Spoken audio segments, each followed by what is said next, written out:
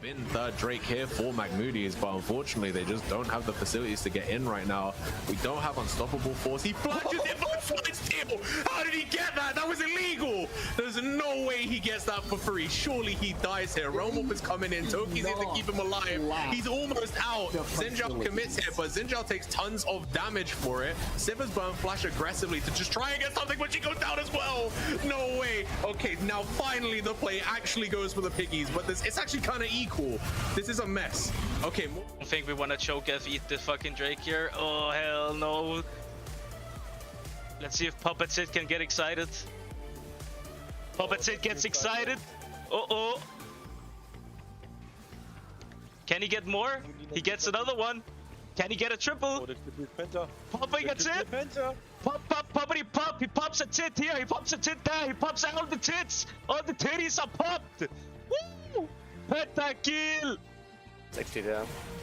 And this 2v2 is also losing for the pickups. Yeah. Your nicest Q coming out. Plus 12s in the chat. Everybody plus 12s in the chat. Can we get a stack check on this Nessus right now? Is it possible to get a stat check on this Nessus? 456. Stack check. Oh, plus 12. Once again, quadra kill for Nasus. Top right. Yeah, okay. I can see. Okay, it's 492 now. Pentakill. He gets a pentakill on the Nessus. Oh my. Yep. I have no way of helping. I'm looking here. I'm on the back line. I'm on the back line. And Bomba. Can we end or are we pushing? The bounce. Boom! Looks like that angle is gonna come here. They're gonna spoon feed it to her. They didn't know she was there, and she just gets to walk right behind the enemy team. And now it is just Sivir and Lulu on their own against 4, and they're gonna get run down here. There is very little they can do. Look at the damage coming out by Humble. He's trying his damnedest to keep this game alive right now. He does get the double kill, but he is super low. The only thing that he can really account for here is Lulu can give him some extra shielding, but she's gonna go down. Gonna see the trade come out. Is this a penta? She got a penta. That is insane, man. He literally 1v9. Jinx flashes away, but gets exhausted. The Vel is trying to peel. But hold up, they don't get the kill on the Jinx. Jinx gets ulted away. Oh, Rocket gets blocked. They got caught. And the Jinx gets the reset. Get the Vel. They want to dive this card. Jinx, can she get her first kill? The turret, I think, is ramped up. Rakan goes for the ult. W, Jinx, 1 health. Oh, one more auto attack. GG. The barrier didn't go off. It's fine. GG. Work. Okay. Oh, this is way too early. Way too early for Theos. He is gonna definitely die here. Oh, the smite was so bad. It was 1 HP. Is that like an ability haste thing? Does that care about your ability haste or what? Oh, public execution gonna come out by Ambessa. Bullet time also gonna catch them out here. The realm warp still went through. That was crazy. He's going back in. Tide is here as well, trying to help out. But a little bit far from each other. The focus is unclear. Yeah. What are they trying to do? Okay, Side's going on the back line, but there's still the egg. He's gonna go down. I think this might just be a cleanup for CP. It's gonna be the game as well. That's him. Yeah, 5-0 ace. Pentakill for Corky. What the hell? I didn't even realize that. Yeah.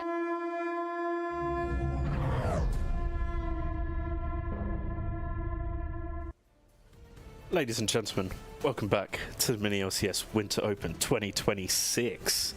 It is week 8, day 3. This is the last day of the Winter Open. This is the last stream of the Winter Open, if you exclude the award show, of course, but we'll get into that later. And oh, what a tournament it has been. We have had a total of 222 games. ladies and gentlemen. That's 222 games off League of Legends, off absolute brain rot that we love to see. That was 159 in the group stages, 63 in the playoffs. Today we have Hardstuck Heroes brackets. That was 82 in the group stages, 21 in the playoffs. That's of course because we've had, what was it, 39 teams in total?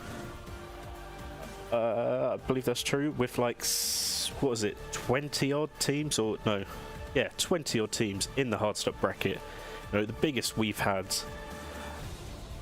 and this has like accumulated into 7,661 kills over the course of the tournament. 7,663 deaths, and then 12,772 assists. This is absolutely fucking mental. And we're going to get some more today. We're going to add on to all of those stats. You know, will we see a game 5? Will I be able to bring out silver scrapes again? I know some people don't want to see that, and I can understand why. You know, it's been a long tournament. You know, we have, of course, Gromp support group, who have played in the MiniLCS for 3 tournaments, going back to summer of 2024. No, I'm wrong. Sorry, they started in the winter last year, and then I believe in summer they got close, but they got defeated by Parakabrala. But now they're back, and they're in the finals. And can they defeat the good Chimps, a UK EL division type of team? You know, some like semi-professional players right here. Who will come up on top? You will have to find out. But I'm going to kick it over to the casters. Sadly, we're not in the studio today. We've had to retire the studio. We're back virtual, and we've got, of course, there's only one person that can be here, you know, to cast this whole thing. It's of course Day Zero, and with him we have your boy Sai, not Party Master. You know, we have old school caster Sai. So welcome, gents. Hello, ladies. Hello. First digital cast with the bald. Feels bad. It's the case. Yeah. It's the case, bro. That's not a filter. I don't know if you caught the stream yesterday, but we lost a bet on Friday. So I bet that Cutters Cuties couldn't make the 3-peat, and they made the 3-peat. So the hair went kaput, bro. It's peak. Bro, I can actually read the time off your head. That's insane. Exactly, bro. You should have seen in the studio when we had the LEDs blast in. Every time I did this, people in the chat were saying I was flashbanging them. So yeah, having a good time. But anyway, let's talk about the game at hand here. We have our grand final here. We have Hardstuck Heroes, the middle bracket. It's the most populous bracket. You know, these two teams have gone through the most teams to get to this grand finals. And yeah, we can see we've got Gromp support group currently undefeated in this season. They're a long-standing team for us. They've been here since Winter 25. Like Aaron said earlier, they placed 7th to 8th in Winter of 25, losing out to Parakabrala, who obviously have since gone on to become a Sweatlord bracket team and are previous champions in themselves. And then in summer of 2025, they came in at 6th/5th place, because they lost out to 010 Power Spike in a very close 2-1 series. But here now in the Hardstuck Heroes bracket, you know, in Winter 26, this is their time. I don't know if it's a mixture of good group and good playoffs run, but they made Dangerous Game, who looked really strong, look weak, and they made Hardstuck Helmets, who personally kicked my team shit in, look like they were, well, Hardstuck. So, you know, even in the one game they lost, the bot lane had a 12k gold lead in itself. It was just the rest of the map was falling apart. And so I look here, and if I have to predict, I'm going to say I think it's Gromp support group. But it needs to be said that Good Chimps have had a very clean run for their rookie split in MiniLCS. So they were on nobody's pick'ems. Them making it to finals has made it so nobody's pick'ems are accurate. No one's predictions are on, because Good Chimps have made upset after upset after upset here, you know? They placed second in Group A, which I think was maybe expected, because when we saw them play, they did look a cut above some of the other Group A teams. But in playoffs, they went up against McMoody's Mandem, who were, for my money, one of my favorites to make it to finals. I didn't know if they were going to win, but I thought they would make it to finals. Then in semis, they beat Fruitmaxers, who are also a team I thought could have made a run for finals. They had players like G59 on the team, who's a former Sweatlord finalist. They had Z-Man, who's also a former Sweatlord player. Fruitmaxers was a very stacked lineup, but Good Chimps, they prevail time and time again. And I know we could see a couple people in the chat shouting out for Good Chi, because they obviously they come from their own server. They have I believe it's like a proper org where they have UKEL Div, I think a UKLD Div 2 or Div 1 team, I believe, and they have teams in Prime League and stuff as well. So, you know, it's good for us to see them in here making the deep run as well. But let's talk about the draft here, as I can already see Gromp support group have picked your favorite champion on B1. So I mean, first of all, obviously, really quick into the drafts. We'll come back to the bans later. We have, obviously, I am a one-trick Viego. Absolutely love the champion. Viego's never a bad pick, right? But the thing is, with Viego, when you pick Viego, you kind of give away what you're going for, right? You want the resets. You want these team fighting sort of skirmishes. And straight away, they said, okay, you want to do that? Well, we'll bring Sejuani that does that. We'll bring Smolder that scales into the late. And then blue side answer with Tristana Zahin. So now we actually have two resetting hyper carries. So if Viego doesn't pop off, Tristana pops off, and vice versa. So then we've got a Zahin, which I'm assuming is going to be blind picked into the top lane, and then we've got Poppy, which I'm assuming that's blind pick support there. Once again, sort of prioritizing lanes that essentially have prioritizing the champions over the sort of lane counter picks.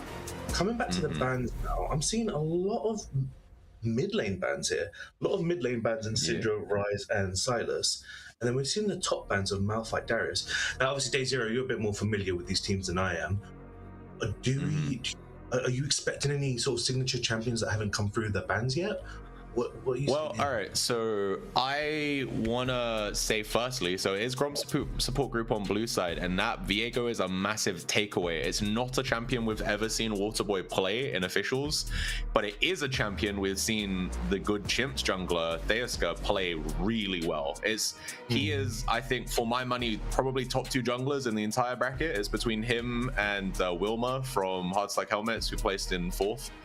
And, you know, him on that Viego, he has put the team on the back more than one time in this tournament alone. So they're taking it away from him so they don't have to ban it again in future.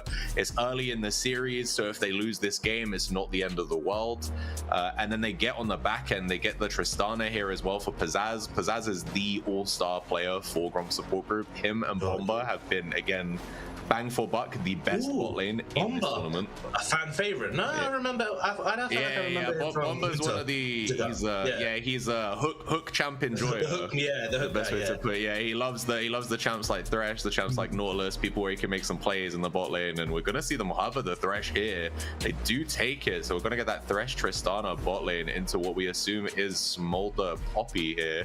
The Poppy is quite strong into that, right? You know, even if he lands the death sentence, if she has steadfast presence up, he still gets bounced back. He's not he's not immune. I'm slightly, I think the Thresh into the Poppy matchup is fine. Is Poppy top? Oh, it is Poppy top. Ooh, we got baited. We got baited. Okay, so so many things to talk about, such little time. So first thing to talk about is the mid lane matchup, right? Melon to Ahri. Now, Ahri's gonna have a little bit of a hard time, right? Realistically speaking. Ahri, it's a case of in lane, Ahri won't be able to do much. But in skirmishes, once again, there's a lot of CC to lock down this Viego Tristana. Like, if this is a top side fight and Viego goes down first, the rest of blue side will drop. If it's a bottom side fight, you've got Viego or Tristana.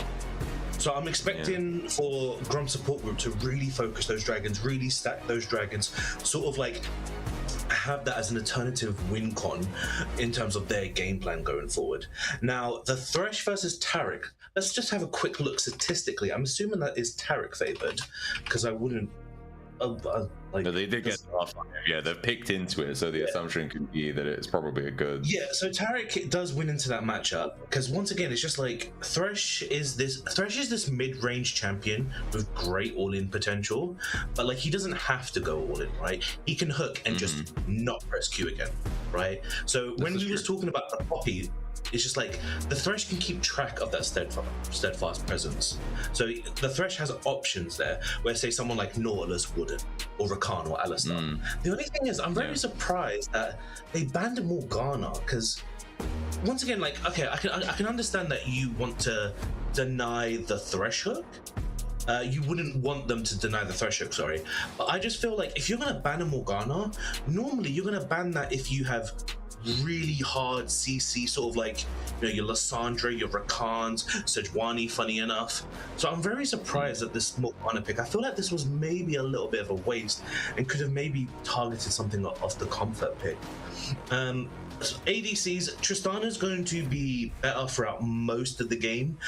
Smolder, once again, Tristana and Smolder, they do have the options to both farm up, but Tristana's got such great all-in potential. I'm not sure if our players are, but there was obviously a time where, you know, we saw Tristana mid and the sort of Hail of Blades sort of all-in level 1 tactics that they did. That just shows you the massive all-in power. Where Smolder, once again, Smolder, he's not Letha Tempo, he's not Conqueror. You know, most of the times he's Fleet of Footwork, or he's another sort of poke, sustain, keystone. He's not going to be dominating that. So the only thing that's going to happen is if that Thresh lands a hook, once again, it's a death sentence, right? No pun intended. Jungle side, I'm expecting both junglers to path bottom, because once again, Zayn they have to, I think. I'm assuming Zayn into Poppy is going to be just boring. Like, unless Poppy oversteps, makes a misplay. The bot lane and jungle fights are going to be all at it. That being said, I personally feel like Gromp support group is favored in this just from comps alone. Obviously, you're a bit more familiar with the players, but from comps alone and from how the game will naturally play out, I generally believe that the game is going to go off skirmishes by the dragon pit, not necessarily over the dragon, could be over scuttles, etc. But the game will be decided by skirmishes at dragon, and it'll be a case of if Viego doesn't pop off, Tristana will, and then vice versa. What's your thoughts? Yeah, no, I would tend to agree with you in this instance. I think that, for one, if I'm coaching for Gromp support group in this instance, I'm looking at the team comps and I'm like, we have massive advantages in bot, and I think everywhere else is equal or probably lower, right? I think that Arameria in the mid lane for good Chimps is strictly better than player 1. I think that Theoske is better than Waterboy, and I think top lane is kind of a mishmash. Like, I think that Salsin has really good games, and I think that Katarina has had really good games, but they're also not the team's primary carries. They're kind of, you know, they're quite flexible, both quite malleable. I think this matchup specifically, having Zahen into Poppy, really favors Salsin. I don't think that Poppy has the facilities to really punish him in the early game, and so Zahen is going to get to scale. He's going to get the Triforce, he's going to get the Sundered Sky, and then he's going to become a menace in team fights, right? And then in those team fights, in the 5v5s, it's going to be Sejuani's job to lock him down before he can stack his passive. They're going to have to lock him down, burst him down, and with all of that time that he's going to generate, Tristana, Mel, Viego, they're going to get time to free hit on the front line, you know? And so I worry a little bit about that. Hold on. So, interesting fact, sorry, because once again, I love my statistics, you know me, right? Poppy actually has a 52% win rate into Zayn, which once again, higher than I thought it would be. Oh no, sorry, I was looking at support versus top. If I put Poppy as top, Poppy wins 56% of the time. Now, that's only 400 games, so once again, it's only going to be Poppy mains, realistically. Or maybe Zayn mains that didn't get Zayn and they're playing Poppy into it. But once again, Poppy's very similar to Renekton, where Poppy can reduce the bleeding of a lane. Like, you're not really going to snowball onto a Poppy, or you're not going to snowball onto a Renekton, realistically. They've just got so many safety tools. And when it comes down to the team fights, the lockdown potential is going to be insane. One thing to note is that on the side of Good Chimp, their top side fights are amazing, by the way. I think this is something, sorry, that I may have skipped here. Because look, you've got Sejuani, who can stack the Sejuani passive, Poppy and Taric. Yeah. That's insane. Like, first of all, Poppy can just slide into the DMs of anyone she wants to, and then just start stacking those autos. And Taric, once again, it's a bit more harder for Taric, but if Taric lands that stun, or if there is set up for Taric to walk up, their topside fight is going to be insane. Now, I know we've moved into a less objective focused season, but if we see the sort of old school supports, you know, they recall like 30 seconds before the Void grubs, we could actually see really dominating and disgusting top lane fights for Good Chimp. And I see that you're giggling Fuck here. you, Johnny, bro. Fuck you. Johnny in the chat just called me Dr. Eggman, bro. This guy's a dickhead. Oh my god. Oh my god. No, I'm getting flamed. Anyway, ignore the Twitch comments, guys. Ignore that shit. Where's that? We do have predictions up right now. So it's time. You know, we got a little under half of the time left to get the Stimo coins down. You and Gromp support group, all Good Chimps here. This is going to be the final series that you're going to get a chance to predict. You know, if you've been yearning for the Gambire's time, I'm gonna put my money where my mouth is, and I'm gonna go all in on Gromp support group. I think, even though it is the majority vote, just seems like the right choice for me in this game. I think I can see a world where if the 5v5 cohesive play from Good Chimps is good, they can win this game. You know, I spoke a little bit of how I think the Gromp support group win the game. I think how Good Chimps win the game is we need to mobilize Poppy, right? Poppy shouldn't be able to kill Zahen in lane very easily unless Sejuani hard camps. Should be absolutely a shove out you are backing bot. Yeah, exactly. If Sejuani is going top to get Poppy fed, then she is sacking bot, which means that you are literally leaving Smolder and Taric to the wolves, because the early game prowess of Tristana and Thresh is going to be way higher. Here's the thing with Good Chimps, right? It's like, once again, so their topside fight is so good. It's so good. Like, you should not drop Void Grubs here. You should not drop Rift Herald. There needs to be a notice that, like, this Taric does have insane synergy with Sejuani here. And so if they can... Because once again, look at the CC difference, by the way. I know we're putting so much on Gromp support. A lot of lockdown. But there is so much lockdown on Good Chimps. Again, especially against Viego, right? Like, if Viego doesn't use his R to buffer some of that shit, he's going to get killed so quickly. Like, what, you've got 1, 2, 3, 4, 5 hard CC from the enemy, literally one for each champion minus Smolder, obviously, and Sejuani doubles up on 2, and Viego can only unstoppable one of them, right? Yeah, exactly. See, if Good Chimps, if they farm safely, if the team coordination's on, there is a possibility for them to win. But I feel like if you was to grab these comps and you was to like have 100 games played out, I think Gromp support group wins like easily 70% of the time, because that comp is just, it's easier to execute. There's so much more synergy, where on the right hand side, realistically, you're basically saying we're kind of like a bulky pick comp, realistically, because there's not an insane amount of damage out there. Like, not until they get 225 stacks. Good Chimp, the damage per second is so low, but the CC duration is so high. The burst is not even that high either. Like, Poppy might need to actually build, maybe, I think Poppy's normally build 1 damage item or 2 damage items. It's usually Sundered Sky, usually. Yeah, but however many damage items Poppy would normally go, if it's 1, this Poppy needs to go 2. And if it's 2, this Poppy needs to go 3. Because there is just generally not enough damage there. I mean, she doesn't need to be the frontliner here. They have Sejuani, you know. Sejuani's probably going to go straight into those kind of beefy support items, and they have Taric as well. Yeah, exactly. And the thing is, what I wanted to mention is, as we're about to go into game, I think Taric could be Thanos in this game, right?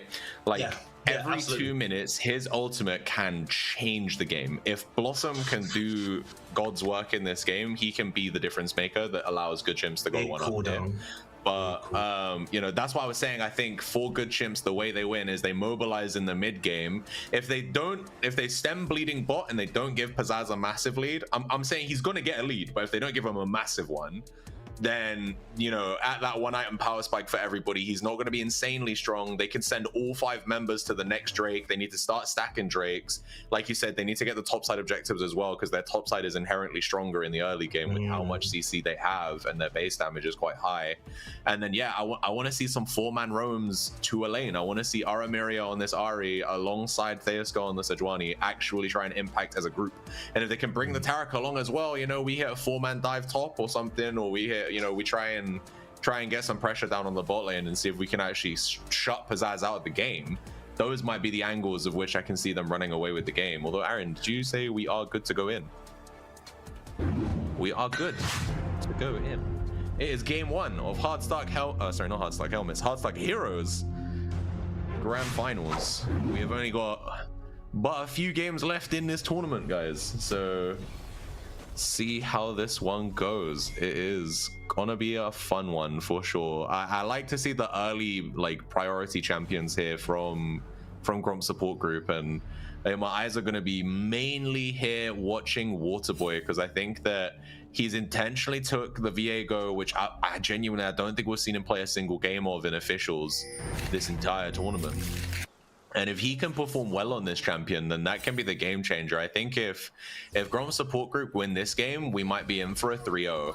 But if good Chimps, if they can take this one, then I think we're in for a long night.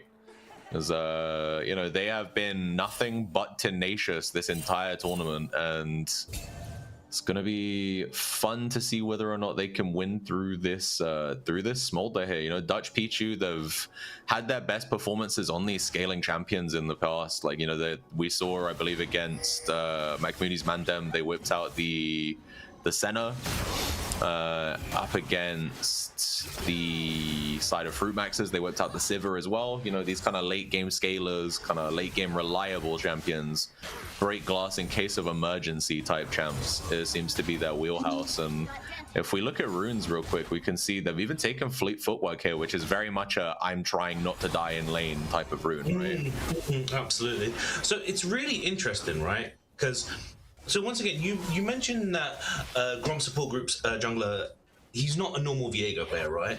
And it's very interesting because you can see that in the fact that he's actually chosen to take Red Smite, which normally Viego players take blue. So, but once again, you can see his logic, right? Because Red Smite, more damage equals more resets, etc., etc., etc. One thing to point out is Gromp support group are so much heavy auto attack focused champions here. Like Ninja Tabbies or Plated Steel Caps is going to go so hard in this game, but then also on the side, funny, no? And then the charm was landed. Oh, that's a devastating trade. Oh wow, mid lane just got chunked. Okay, wow, I did not think Ari was going to be able to get such priority so early. We do have the Scuttle Crab spawning in about 30 seconds. Oh, yeah, they look like they're pretty much mirroring each other here in the jungle, right? So we know there's gonna be a contest at that bot crab, and I think if Theaska does go for it, you know, we can see the blue side have got the shove here, so his Waterboy's bot lane will be able to move first, and they will be able to contest with him. I don't know whether or not player 1 will be able to. I believe Mel is supposed to win this matchup into Ari, but I will also mention that I think that player 1, his wheelhouse has been mainly kind of beefy, supportive mids. He plays mainly stuff like the Galio, stuff like the Swain. So putting him on the Mel is a little bit out of the comfort zone, I think. But they've gone for it because it was a counter pick. You know, they R3'd the Ari. So B4 on the Mel kind of just makes sense there. And yeah, we see Theaska doesn't even try to take that bot side crab. He just passed like immediately towards mid, see if he can find something. They couldn't find any kind of purchase onto the Mel, so he just goes for the top side crab and takes a reset. Good kind of game knowledge there to realize his bot lane are not going to help him, so there's nothing he can really do if he gets into a scuffle. But Gonna get the Can we just resets talk in about here. how well this Poppy is doing? Like, what? Like, we the were early both trading has shocked been for her. Yeah, we were both shocked of how Poppy has a high win range as Zayn. Maybe we don't play Poppy enough. Like, wow, Poppy is like absolutely wrecking it. Because even after the CS league, it's just going to be a very aggressive trade, chunking out Tarek.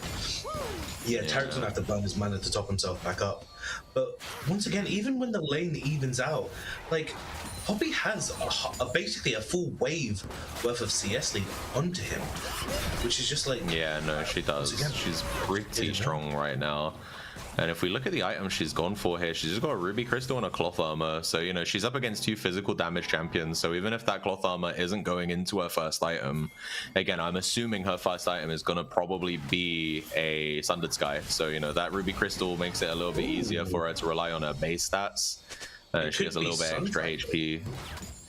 It could be. I wouldn't like that, but it could be. I'm looking up statistics. I do agree with you that it's most likely Sundered, and if I was to assume, it would be Sundered. But there is a on the Dutch. Oh, double flame! Gonna see the flame, rocket jump, gonna come in. Ignite is ticking, doesn't get to finish off the explosive charge there, and they're only gonna. I mean, that's still a good trade for them. Ignite for Flash is something you take every time, and they got the exhaust away from Blossom as well. Double death with another sentence. hook. In comes the Water Boy, and they're gonna get that first blood. Water Boy was there for moral support because he was worried if he auto attacked it, he might have taken the kill there. So, you know, better luck next time for the Viego. But still, first blood here onto Pizzazz. Again, kind of as expected here. You know, when we see them punish the flash out Dutch Pichu, they now need to play a lot more passively. Well, speaking of passivity, that was a really aggressive Spirit Rush from Aramiria. I assume they want to take a reset here, so they're just using everything in the kitchen sink to get the shove, and then they'll try and take a reset. Yeah, it looks like that is what they intend to do here. But otherwise, nothing major going on right now. You know, no one's going for any early drakes. We see pings come out from GSG because they saw the Sejuani near bot side, but she is more interested in the second crab, which should take her over to level 6 as well, by the way. And when she has the Glacial Prison, her ability to impact these lanes from a much wider distance is so much stronger. And, you know, she's going to have a very easy target right now in Zahen, who he does have Flash, and he has 6, but it's going to be, with the Glacial Prison probably coming out here soon. He pops the ulti immediately, and in comes Viego with the mist to try and scare some guys away. I'm about to say Viego. I think Viego wanted to, and then saw that Poppy was looking for that E. Yeah, there is a window right now. As soon as he comes in. Viego, and Viego's going to hit level 6 off this Gromp. Which, this is unfortunate, right? Like, you get the level 6 lead as a jungler, but sometimes it's just only if the option's there to use it, right? Because in that 2v2, 100%. Unfortunately, it doesn't lead to anything. I can't believe this Poppy matchup. I'm so surprised. They might find something here, though. A player 1 has no flash. Nothing else happens though. Gonna see the rocket jump over the stun there. Look at the damage as the rocket jump resets, and they're gonna kill Dutch Pichu. He has no flash. Third rocket jump in like 4 seconds here for Pizzazz, and this should be another easy kill passed over to the Tristana. And the snowball begins here, although we're gonna see Theus gonna catch Zahen there, get himself a kill onto Salson, who was just a little bit too pushed up. Waterboy there to watch his teammate die, but you know, he's there, but again, he's but a small Viego right now. He doesn't have the damage output right now to be able to shred Sejuani and Poppy, so he's going to be sitting there and waiting until he can finish his first item, I imagine. But we're seeing an aggressive trade here in the mid lane. Gonna come up by player 1. It doesn't matter how many times you move around the Mel. If the passive stacks are on there, you ain't popped. Well done there by player 1. So watch this replay. This is so beautiful here, right? This Tristana has constantly dodged these Tarek stuns, and once again, you're absolutely right. 2 jumps, third jump coming in right now, and this is the thing. Tristana has lethal tempo. Like, obviously, it's very standard, right? But it's just like, sometimes the Keystone need to give you more insight. We'll come back to the Keystones in a second. As here, Sejuani is completely ignoring Viego like an ex-girlfriend in the freaking DMs. Goes straight onto the Big flash. Yeah. Oh my lord. That was frame perfect on the flash for the knock-up there. And Salsa, when we come back to live, gets himself a freebie onto Patarina, who hadn't reset after the play, right? Like, it looks like, if I look at her builds, it looks like she didn't actually reset there. And I don't know which Sheen item she's building into here, but we're going to see Rocket Jump come out. I think they're not going to get much more here. With no Rocket Jump reset, with the Fresh not being able to really get in because he doesn't have the death sentence, they have to kind of give that one up. And I mean, do you know what? They're still in a commanding position. We've still got nearly a 20 CS lead, although Waterboy, this is not a good place to be. Blossom's going to land the stun here. He's going to have to commit the flash and get saved by the Lantern. He didn't have the flash. That's so unfortunate. Yeah, I don't think he did, but he got himself to safety. We take those. Glacial Prison is up. Bomber there keeps himself safe. They now know. I think they did see the edge of the minions passing towards the turret that the Viego based, so they could go for a Drake if they wanted to, but it looks like they're thinking better of it. They want to see if they can find something here in the bot lane, and we've got Teoska just sitting here in that bush waiting for the enemy team to push up. Yeah, that's so difficult. I think they just didn't bait enough. Perhaps they played too safe. Speaking of this, Zayn is getting the all-in, getting a lot of stack up. Viego is here, gonna lock them up. Should be a kill. He popped the ulti there, but it just wasn't quite enough. She lived on like literally 10 HP. The double knock-up saves her today. Wow. Oh yeah, very clean there by Patarina to make it out with a slither of HP. But yeah, otherwise the pressure is kind of on here. Good Chimps, they're down severely in the bot lane. They're pretty much equal everywhere else. You know, it's only, we're talking 250 gold towards player one, just under 300 gold to Sejuani, and it looks like finally we are going to see some movement onto this first Drake as 4 members of the Chimps are going to go straight onto it. They get it with 0 contest. Bomba was just nearby just to kind of see it happen, but you know, nice counterplay here by Waterboy though. He, instead of going for the grubs, he's actually going for her camps on the top side, so it should allow him to kind of shrink that gold lead she has off of him, which, and again, it was pretty negligible to begin with, but also all that time she can't do anything with, and another death sentence gonna come in, and they're gonna get the flash off cooldown here from Blossom. But here comes Waterboy being caught out, and that's a free kill if I've ever seen one. They lock him down. You spoke about how strong the lockdown potential was from the top side here of Good Chimps, and that was a premium example as the Viego gets caught out just in the wrong part of town. But otherwise, I think it's going to be free grubs here for the Chimps as well. They could go for it. I don't know if they win it though is the problem. You take too many turret shots and you can't target him when he's in ulti, so that is going to be a free kill here for Salsin, and I worry a little bit here for the top side. As we can see, he's going for the Iceborne Gauntlet as his first item, so he is actually going for the defensive kind of build here. And while they do get the first 2 major neutral objectives, I think that the people who need to be ahead on the side of Gromp support group are, right? You know, Salsin is up 500, Pizzazz is up by nearly 2k, which, you know, that's most of the gold lead right now. He is very strong. He's got his first item completion. Meanwhile, Smolder is sitting on a Sheen and a Cole. So the difference in itemization here for the 2 bot laners is massive. And correct me if I'm wrong, I think, does it look like Tristana's already finished that bot lane quest? I was about to say, we can see the quests coming out with Tristana and Zayn.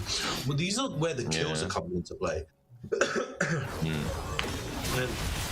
And it's such a shame because Poppy did so well in the laning phase, only just to give away these 2 kills in sort of like these greedy plays, and Zayn's gonna run her down. Oh no! The deflect on the Glacial Prison there. Oh wait, sorry, no, it wasn't the Glacial Prison. Glacial Prison's on cooldown. It was the E. Yeah. You forget that the projectile. It's a projectile. It's a projectile. Yeah. And so when it hits the W of Mel, it gets reflected straight back onto her, and then just completely kills that play dead. But here comes the rocket jump from a roaming Pizzazz, and if he can get the reset, he does get charmed, and he's going to take 2 turret shots, but it's still a free kill for him, and that is that is Gromp support group here mobilizing their gold lead a little bit to try and shut down Aramiria as well, who is on their first item, but you know, not much you could do there when we already knew that the Spirit Rush was down. So meanwhile, top side here, the wave is going to die. Luckily there for Salson, he's able to maneuver out of the turret range, doesn't take any extra damage. And now with his ultimate popped here, it looks like he's looking to take this trade. If he can fully stack his passive, he will actually win out, I think, but he's not quite got it yet. We're going to be waiting to see if he can land one more hit, but he's gonna back off. He shoves the wave in, and there's nothing else. Oh, the Glacial Prison just goes not really wide, but not, you know, a little short, essentially. And here, Patarina's looking for more, but I don't think there's anything to really get. And it's gonna kind of be the end of that one, I think, as we round out here towards 15 minutes, 3.3k gold lead for Gromp support group. And let's look at the first item completions on all of the players to see if there's anything unique here. We can see Sejuani's gone for the Heartsteel, so she's going for like that full tank kind of style. She's not going for the supportive build. We can see otherwise, I think, standardized items from most people. It's a Black Cleaver first for Zahen because he knows he's fighting tanks, which I like that adaptation. Usually it will be a Triforce, but in this instance where he's going to be against big armor stackers, that Black Cleaver will do a lot of work for him, and there's nothing stopping him going Triforce or Sundered Sky second. I think it is a good adaptation there. Meanwhile, rest of the map we have, it's going to be eventually an Essence Reaver for this Smolder, but they are so far behind right now that they still haven't quite got to it yet. And then Malignance and Luden's Echo for the respective mid laners. So those are also, I believe, fairly standard. But yeah, no, and then first items as well coming in for support. We've got the Locket for Thresh, but he lands the hook. And in comes the rocket jump. I'm going to see Blossom's first ultimate of the game here. It looks like it might be keeping Smolder alive. Hook is going to land there onto Aramiria, and we're going to see the Spirit Rush come in. Charm is already down, so she cannot pull him in any further. If they want to commit harder, this is going to have to be a dive angle, and that means that Bomba and Pizzazz are safe. Meanwhile, player one gets to continue pushing here on this mid lane. There's just going to be a free push for him. Man, I feel so sorry for the Chimps because we sort of predicted this, right?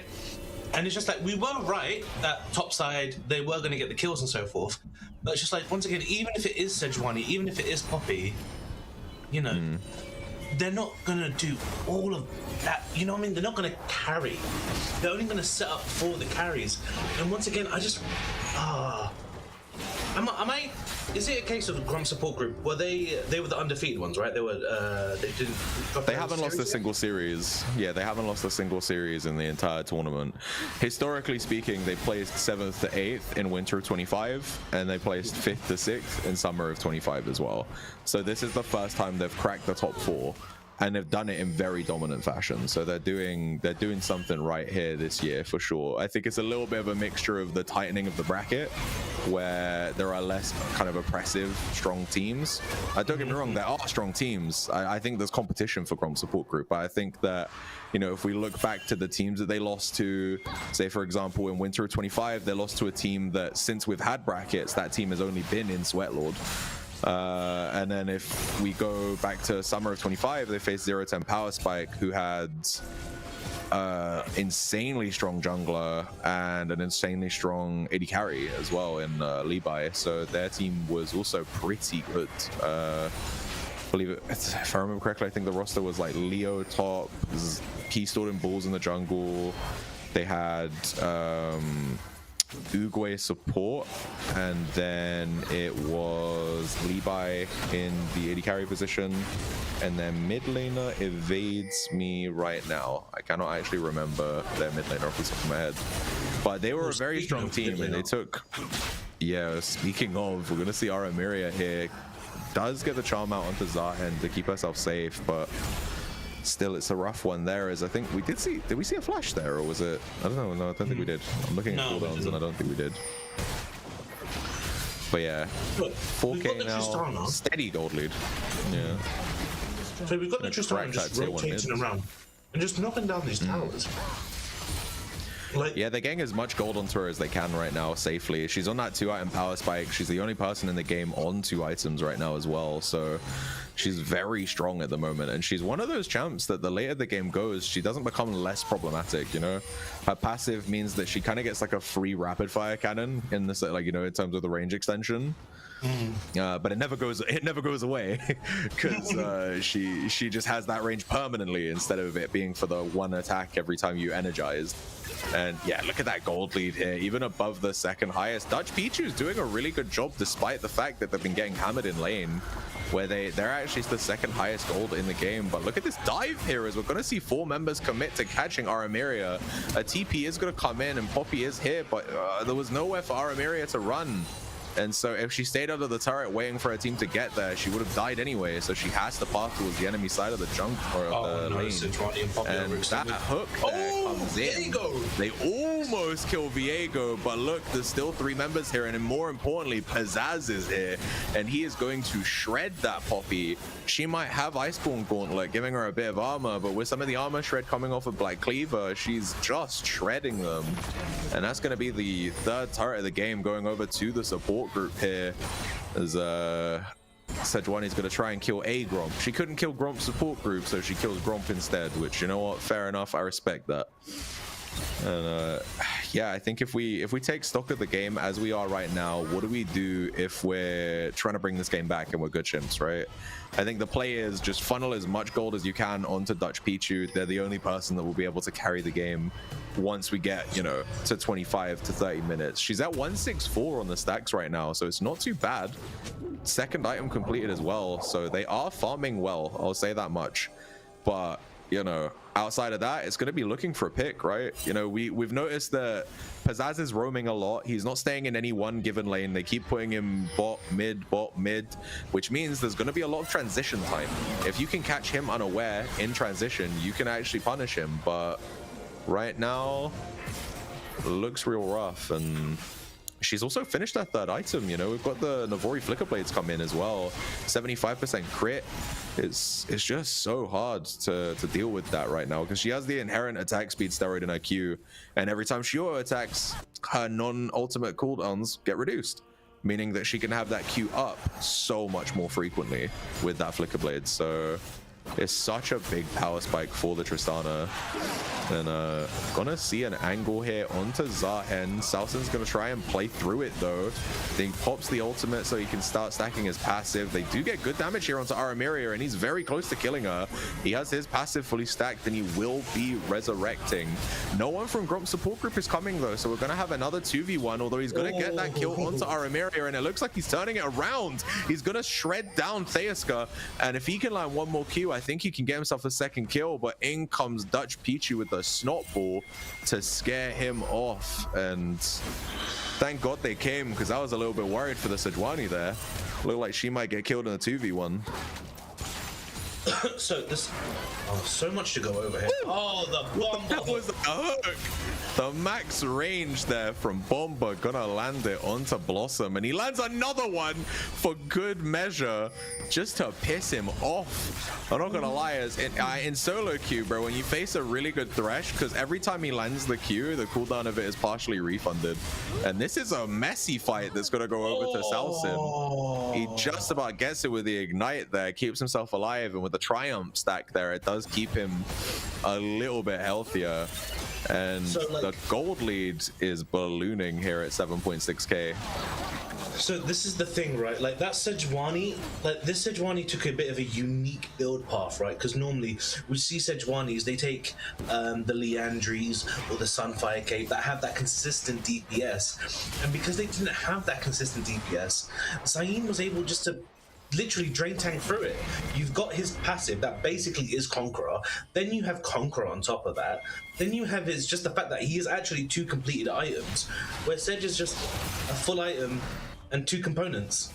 Like this Sejuani just delayed her sort of secondary item. And you are right with going over to Tristana, where Tristana has sort of like quadratic scaling on top of the fact that she is an ADC who naturally have it, right? Yeah. But with the Flicker Blades, just like the Q feeds into attack speed, that gives you reduced Qs, that gives you more Qs into more auto attacks, into more cooldowns. shorter rocket jump as well, which is a major power ability for her.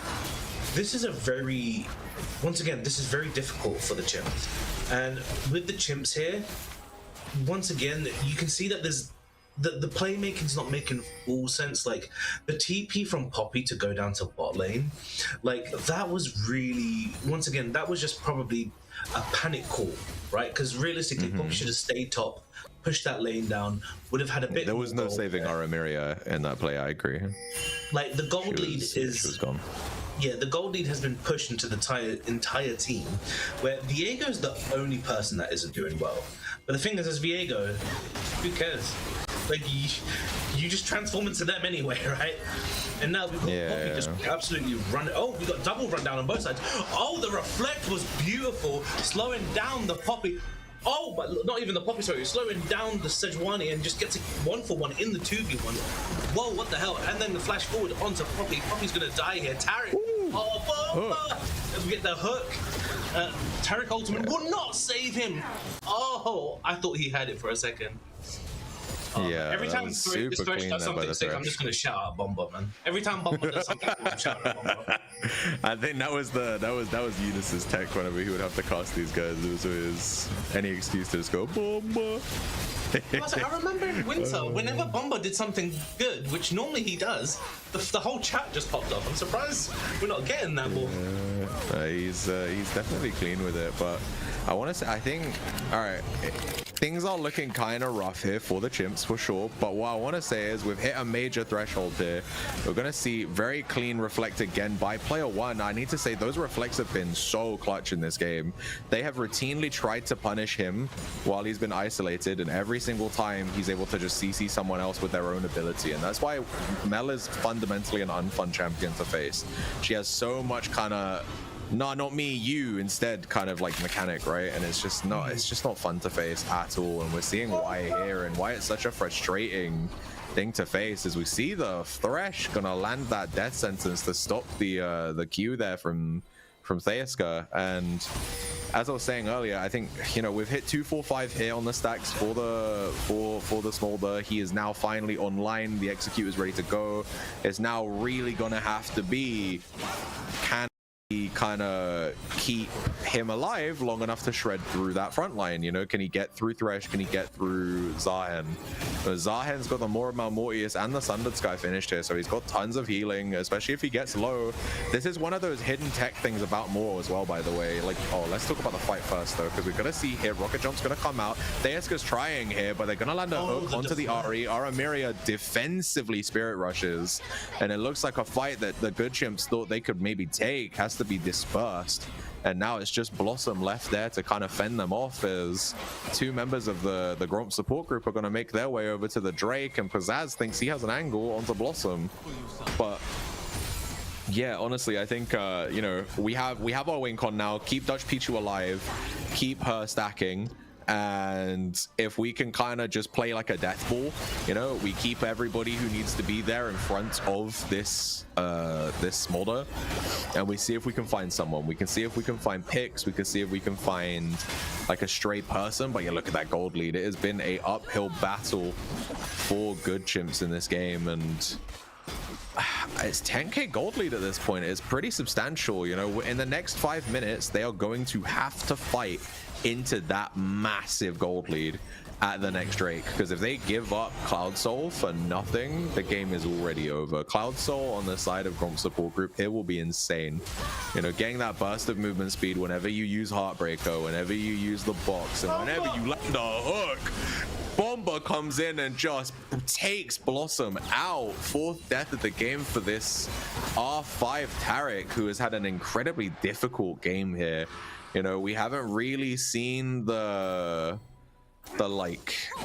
usage of the ultimate. I think I've only seen it used maybe twice, and only one of them really saved someone. And so we said, how do they win this game? And I think it was mainly going to be off of Blossom being able to be with the team and then play as a 4-man unit, but they never really got a chance to. Like, the bot lane got pushed in and beaten up and kind of thrown around so hard that they haven't had a chance to really leave it alone. And it looks like Patarina is caught out here, and Waterboy's going to get his first kill in 27 minutes as he hits the Heartbreaker onto the Poppy, and he drops the second one onto Aramiria as well.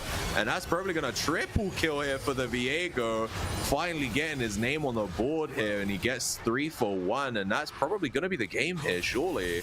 I think if they just focus the same one turret, they're going for the top hip here. They've got Pizzazz there. They're going to go in with a flash flame. It's going to be Dutch Pichu down. This is surely going to be the game here, as they're going to crack this inhib, and as long as they have someone to tank instead of the wave, I think it's going to be a wrap here for Good Chimps in game 1. And Zahen here is aura farming instead of just helping win the game here. I don't think he knows this is grand finals, but yeah, here player 1's gonna kite, sorry, not gonna kite, gonna like, you know, push away Blossom, and that's game 1 as quick as you can.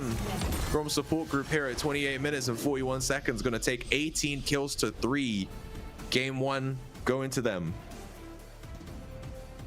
GG. That was quite stompish. I'm gonna be honest with you. I agree. It was pretty stompy, but I will say here at least that I think it's not the worst, because there were signs of life. What I would like to see from Good Chimps here is they have side select again, so I'm going to assume they're going to pick red side again. I don't think you try to give R5 to your support in this lane, because I don't think it matters what you pick bot lane. You're probably going to lose, right? You need to give your R5 to a person who can carry the game. Look at the damage on the Poppy, 18.7k. Patarina, if you give that top lane matchup a counter, or if you prioritize maybe a jungler that can enable the team and carry the team, you know, instead of the Sejuani where it's purely a supportive setup. I think these are the angles that we should be going for, maybe. So here's the thing, right? If we look at the Chimps' team comp, once again, the damage is just so low. Like, someone's mentioned this in the chat as well. Thresh's damage is pretty nuts here. Like, you know the game's not right when the Thresh beats Smolder Sejuani for damage and is only 200 damage behind Ahri, which is basically 2 auto attacks, realistically, right? And so there needs to be more damage. There needs to be more carry, as in from the champions from the side of Chimps. Now, here's the thing. This is like game 1 of Fearless, and this was very stompy. So I'm very surprised that like we're in game 1 and it's this stompy. And once again, ladies and gentlemen, if you've been following LCS for a while, you know that if I'm casting the game, there's a high chance it's going to be 3-0. I hope it's not going to be the case here, but it kind of looks like it's going to go that way. I think the game is looking that game was looking real rough, but you know what? We still have a ton of games to go. We still got at least 2 more games for Good Chimps to wake up, for them to get in line here and make us a series, and I don't doubt that they can. You know, like I said, one of the main qualities they've had throughout this entire tournament thus far is the fact that they have been very tenacious. They do not go down without a fight, even in the series that they lost. So if I name the one series they lost was to Hardstuck Helmets in Group A in the group stage. Even in that game, they still put up a good fight, and in every single game, a single match loss that they've had in the playoffs, you know, against for example, let's say game 1, Macmoody's Mandem, they were down 5k. They found a way to pull it back, and then they won the game, ended up 2-0ing the series. Good Chimps versus Fruit Maxers, you know, every single game they lost, none of them were massively stompy. They were able to find ways to get back into it. I think they can do it, but it's going to be an execution on the day type thing. You know, we're going to have to see whether or not they have it in them right now. We know they can, you know, in perfect circumstances, 100% they can, but we're going to have to see if they do here today. But with that said, I think we're going to cut to a quick break here. We'll come back in about 5 minutes. Stay in your seats, everybody, hydrate, and we will see all of you in 5 for game 2 draft. See you soon.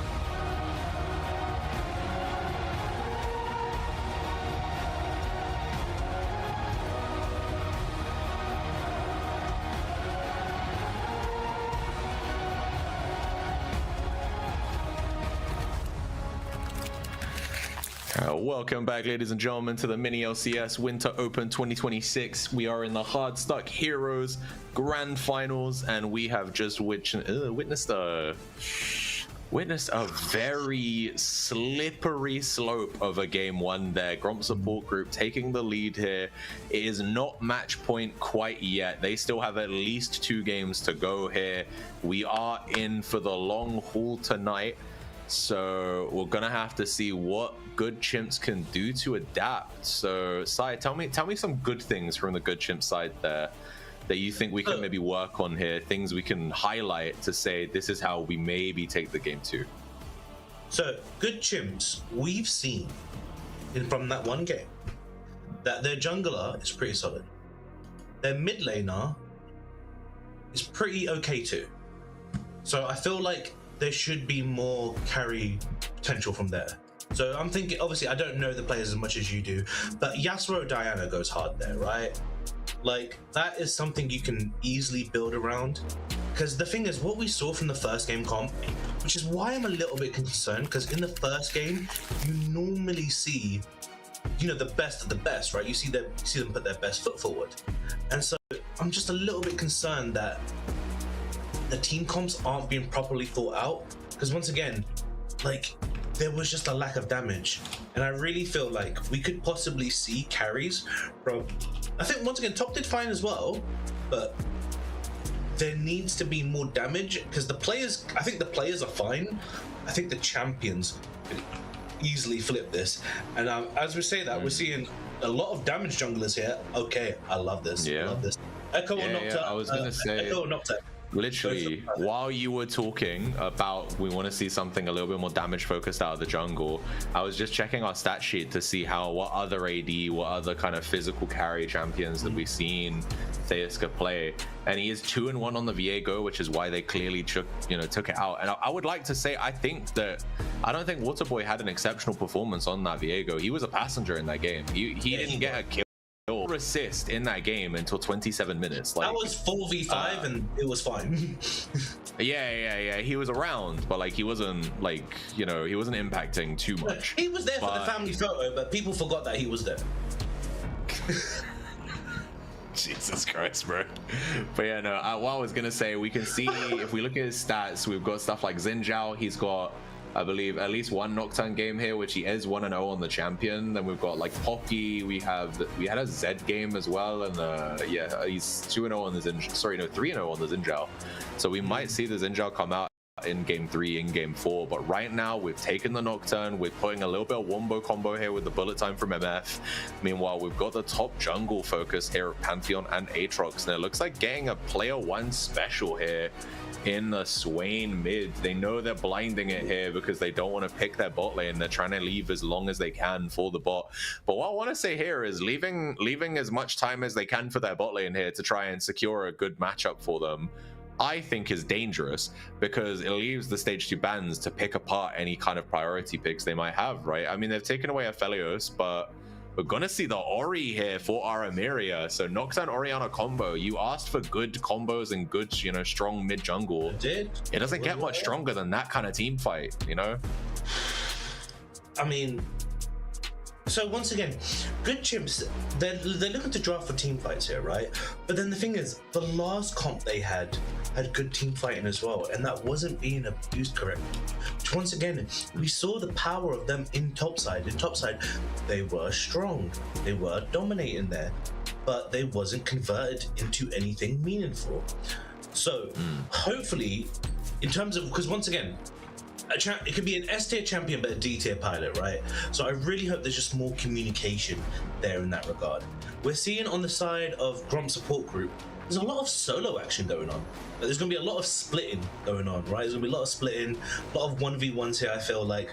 Because once again, Aatrox and Pantheon, they're just down to bang. They are. Now, obviously, that could be Pantheon support, that could be Pantheon jungle.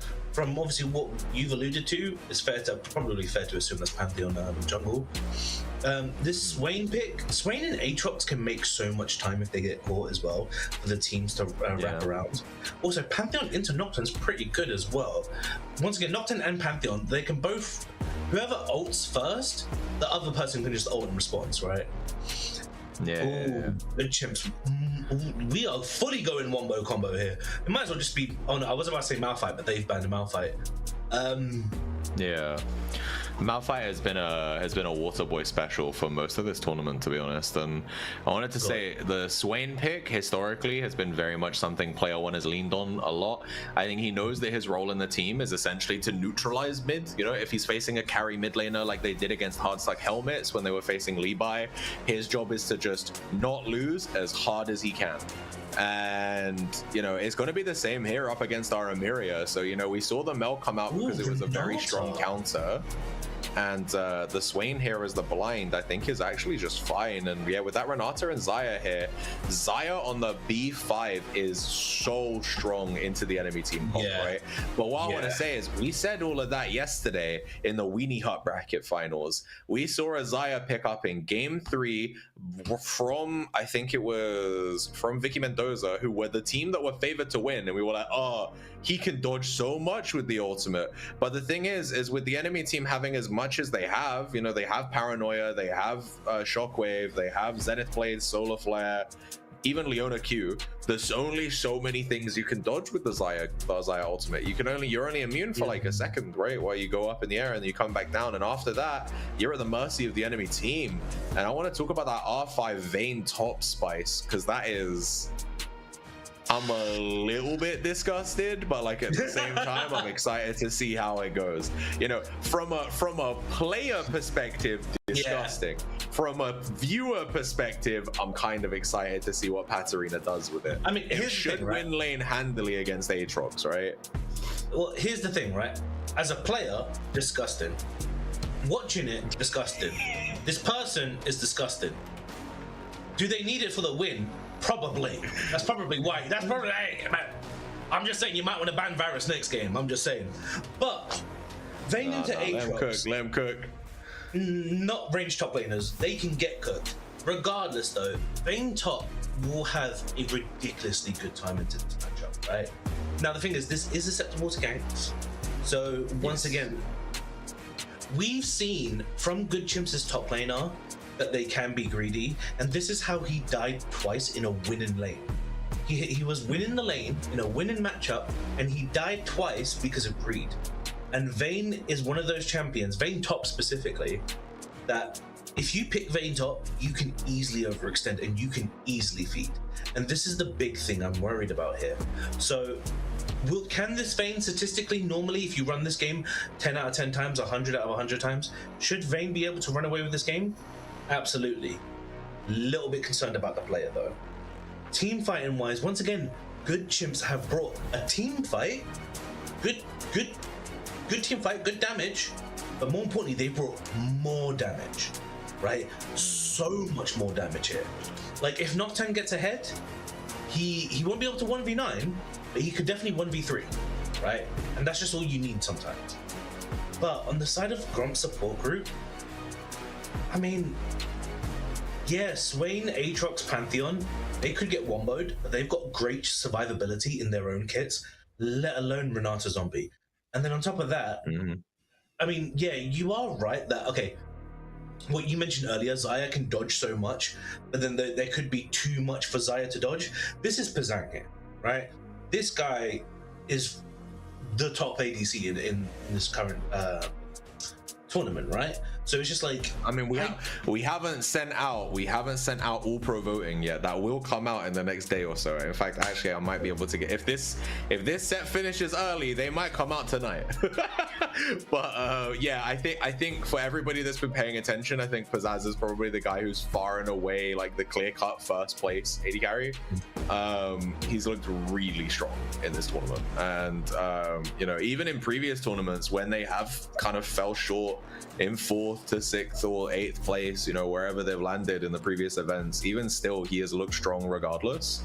And with some extra context for these guys as well, I know that the Gromp support group guys, they're not like a team that's been manufactured to win. They are literally just 5 friends from Denmark. Like, I think they live nearby each other. They know each other all in real life. It's like it's not like Yeah, they're not like a manufactured team where they'd be like, oh, we're looking for X player because they're sick at the game. It's just, you know, they're just friends that want to play. And so I think that's, you know, I think that probably kind of factors in a little bit to to why they have good synergy. But yeah, I think for this game, my eyes are going to be mainly here on Vayne. I think that it's going to be Vayne and Nocturne's job, because if they can get ahead in this game, fuck the rest of the map.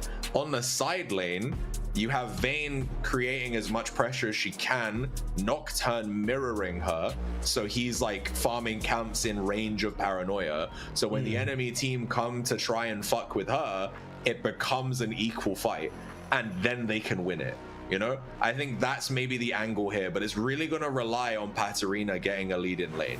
I think that she should, if she can dodge the sweet spots of the Q from Aatrox, then I think she's going to have a free lane. And if Pantheon is going to spend loads of time going top, as long as Nocturne matches him, they can outplay it, I think. Well, like, shoulda, coulda, woulda, right? Like, the thing is, from the... Like, it's so difficult because, once again, I don't know what the win rate is of Vayne into Aatrox. I'm assuming it's high. I'm assuming Vayne's favored here. Look for you. It's just, I'm just worried because, once again, the Poppy matchup was favored. He was favored to win that, and he still lost. So... You're not wrong. We have to see what the junglers do here. I feel like I'm not going to use this patch's data. I'm going to use the previous patch, just because there's obviously like barely any data from this season, like from this patch, because it's only been out for like 3 days or something. It's actually quite bad for the Vayne. It's 46 point. Oh, sorry, no, other way around. It's quite bad for the Aatrox. It's 46. Yeah, I was about to say that doesn't sound right. Yeah, I don't remember Aatrox being the Vayne counter. That means it's like 53. It's like 53.78% win rate for Vayne in this matchup. So, yeah, Vayne is very much favored to win. Outside of external influence, right? Because, you know, we might see player one, we might see Waterboy, we might even see Bomba on the Renata make his way there. And we haven't spoken at all about the Renata pick here. I think the Renata pick will be paramount in keeping Xayah safe.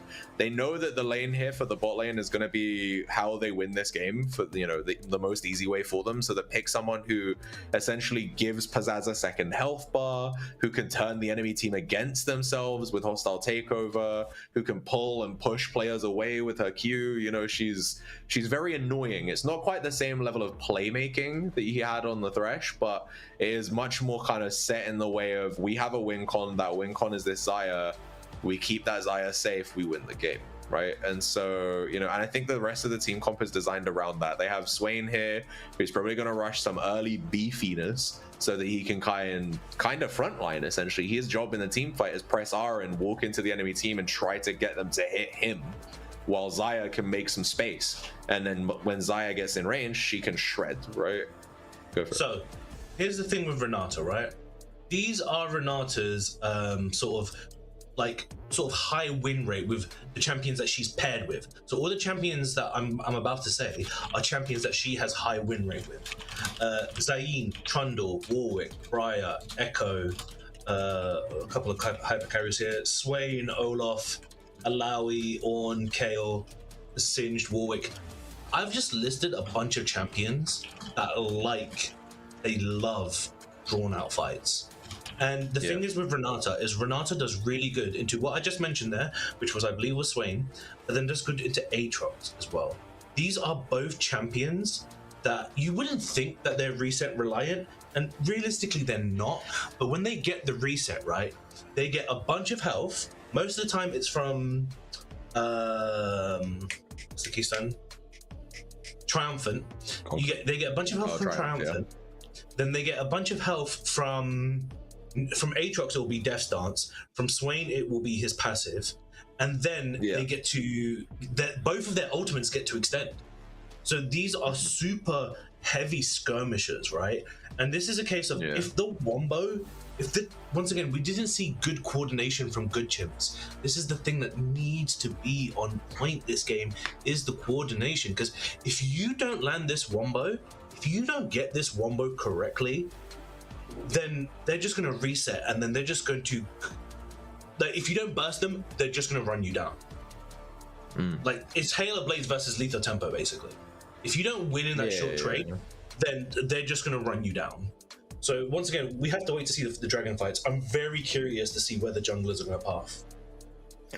I have a feeling they're both gonna path bot to top in this game, because I think for Theaska, he needs to make sure that his top laner is safe, and for Waterboy, he needs to see if he can shut down the Vayne, right? Because I think if they don't shut down Vayne, she can take the game over. No.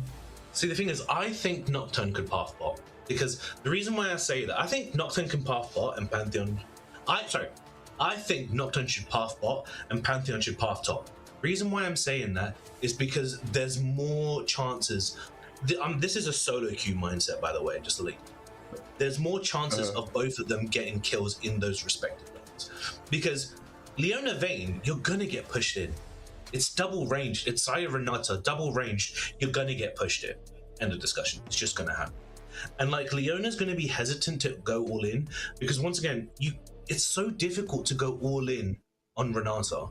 So, and once again, Zaya's one of those champions.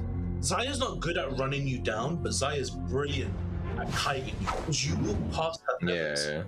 So she's just gonna whoop that back like freaking Piccolo's Hellzone grenade, and it's just gonna wreck you. Jesus Christ, bro. Y'all wasn't ready for that reference? The random ass DBZ reference in 2026 is crazy, but fair enough, man. Here we are, though. Game 2, we are in the lobby here. Let's see what we can get done with this one, as we're gonna see everybody run to their lanes. Let's have a little skin check, We can see. Was that a winter skin on the Swain there? You know, oh, looks like we've got maybe a little something going here. Nocturne is there. I don't know if he knows they're there, as he's gonna get yoinked in, and they're gonna. Okay.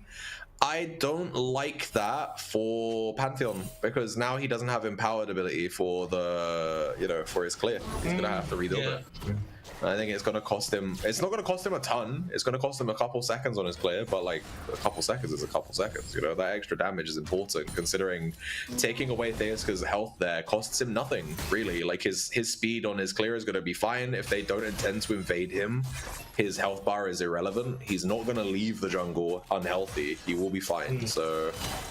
Oh, there we get the runes come up, and we can see everybody on the side of Gromp support group is a Conqueror and Abuser. You know, they're enjoying that. They got 3 Conqueror, 1 Lethal Tempo, and Guardian here for the Renata. Meanwhile, if we look at, we have PTA Nocturne, and so PTA Nocturne is a thing I've seen a couple times in this tournament. It's not something that I personally play a lot. I as someone who spams a lot of Nocturne, I tend to lean towards the Conqueror or the Lethal Tempo, but PTA is much more about being able to burst out a squishy priority target. You know, you wouldn't be able to just kind of land alt Q auto, and then now you're dealing true damage to them, right? You think this is lethality? Or just the all in from Aatrox? This is very clean here by Salsin. If he doesn't have Condemn, with the Ghost, he should be fine now. He's also got the level 3. He's level 3. Let's go. He got Condemn. Nice. Oh, that was unfortunate there. Yeah, Salsin saw an angle there, and I think unfortunately he just overextended once he couldn't finish the kill, and that was just it, you know. Obviously Vayne gets the push early in the lane, and that meant she has the XP lead because she's just killed more minions as she shoved in, right? So that level 3 power spike there for her, getting Condemned there, massive difference for the side of Vayne, and you know, ranged top lane enjoyers rejoice as they see the Vayne get that first blood in game 2 of finals here. I think it might be the first range top we've had in any single finals. So, oh god, someone has clipped something I said. Not in finals. No. We've had it in. There was one in Sweatlord week 1, but yeah, yeah, you did, yeah. So this Aatrox is just gonna get messed up now. I feel so sorry. Yeah, for his lane is cooked. His lane is cooked, and if you can't keep it frozen, Vayne is tanking so many minions. Yeah. Oh, this is super. She does live though. Unfortunate for him. Aatrox is not respecting that Condemn there. See, the thing is, Aatrox had a ward. The moment Vayne stepped into that bush, Aatrox had to walk downwards and put a ward into the bush to win that. Yeah. That's how he needed to win that. And that's so unfortunate. So we are seeing that the Vayne is building a lead. And I mean, once again, right, like it is entirely up to the player. We're seeing that the player is executing this really well. Now, is this a case of like, are they going to answer this Vayne by sending Bomber up there, by sending Pantheon up there, by sending Swain on a roam? We know that this Swain occasionally likes to roam quite a bit. So hopefully they'll be able to respectable. Oh my god, sorry. I had to start there because of that Renata cancel on the Leona was amazing. Holy crap, I've never seen that interaction before. That was sick. Bounced her back like, move, bitch. Be on, thoughts. Yeah, literally, dude. But you know, the top lane right now is pretty rough, as we're gonna see another Zenith Blade come out here onto the Renata, and I've noticed that the targeting here from Blossom has been primarily not onto Pizzazz, but onto Bomber here. So he seems to really want to get her to use all of her util on him, and then hopefully they could turn it over to Pizzazz once all of the kind of the peeling tools are already used to keep the Renata safe, right? So although I'll say it's not gone really well for them, as the only person who's really lost much HP here is actually Leona, and Renata's still got both of her pots here as well, so she's more than happy to stay in these trades. So we're gonna see the Swainor come out here, no health and no mana for our Emiria, who's gonna have to flash out of the radius there of player one's ult, and he's gonna get out to safety. At least they now have that ultimate down by Swain, but Flash is a big cooldown here for Orianna, and she's gonna have to play super safe. And Nocturne is gonna go for the dive. Theaska just comes in and catches Swain with his pants down there. He's gonna be an easy pickup, as we're gonna see. It looks like he's going for, he's got that oh, hold up. It looks like we're gonna see MF caught out there. She gets yoinked back by Renata, has to immediately flash to get herself to safety. So bot lane here has got they got some action going on right now. We can see Waterboy is looking to maybe do something here. He is about 400 gold down on the Nocturne, but he is hovering for a potential dive angle here in the bot lane. Gonna see Renata keep Blossom at bay, and they're looking, well, they might go for a ward here. Zenith Blade's gonna come out because they weren't aware that Pantheon was in, and Pantheon's gonna do that flash W, and immediately it looks like luckily Blossom's gonna get away with their life just from flashing, and that is a lot of time used there, where unfortunately Pantheon didn't get much done. It was a flash for a flash, but you know, support flash is not super important. The thing is there, I will say Blossom doesn't have Hex. Oh god. The thing is though, oh wait, hang on, we've got the 3v3 here. Yeah, we've got another fight going on here, as we're gonna see 3 members go in. Looks like Waterboy will go down. Chi Blossom is gonna take that, and that should be a free Drake here as they see the Pantheon dead. But now we path topside with the camera here. World Ender is gonna get popped, and it looks like Salsin Maya just popped it to scare the Vayne away there. Her ghost is popped, so she's got 2 seconds until flash here. If she eats a flash Q1 or flash Q2, I think she dies, but it's gonna be really hard for him to execute that when she's got so much movement speed. So I think nothing really is going to happen there. It's 2.3k gold lead here for the Chimps. They are much more commanding in this game too. Nice shockwave there is going to pull Orianna to safety, and with the Chemtech Blight there collected for good Chimps, they are in the driving seat here for game 2. And considering how one-sided game 1 was, this is not something I think we foresaw, right? They're doing pretty well here in this early game. Yeah, this is insane. So one thing to point out is that when the Pantheon did the flash W triple auto attack combo, unfortunately he did that into an aftershock W Leona. So you basically just saw her health bar just not move. On top of that, they pulled the trigger on that bot gank so hard. I really think they could have baited that just a little bit harder. I think they could have easily wrapped up 2 or 3 kills out of that. Unfortunately, once again, there wasn't many level 6s. I think the only level 6 was the Nocturne there. Oh, Speaking of level 6s, Grand got the Starfall's going to come out. Yeah, Grand Starfall's going to go immediate flash from Katarina. Yeah. They're gonna Although, look, convert. even though they commit that, they're gonna convert the flash usage into just 3 members going for the grubs, and Pantheon doesn't even seem to be aware of it. So this is kind of a rough one here for the support group. There, they're not gonna be able to contest it at all. And I want to say that I think Dutch Pichu is doing a much better job in this game of mitigating the leads here for the Xayah. I think Xayah is only 13 CS up. It's literally 100 gold when we account for assists. And you know, with the Leona being gone, she's staying as far back as she can, trying to farm from safety with the Make It Rain. And I'm gonna see that second paranoia usage come out here to get the flash out of Aatrox, and that means for the next 5 minutes, Aatrox has to play kind of like a bitch. If he plays up, he's playing with fire here because you know he can get run down by this Vayne, and he hasn't got the tools to really stop her from doing it. So good usage of paranoia there to cost him that flash. If he didn't flash there, it was going to be a kill. So, you know, good use there for them as the the recall there on the feathers does root up MF. And with the hostile takeover, there should be at least 1 kill. And that's Pizzazz going to get himself his first kill of the game.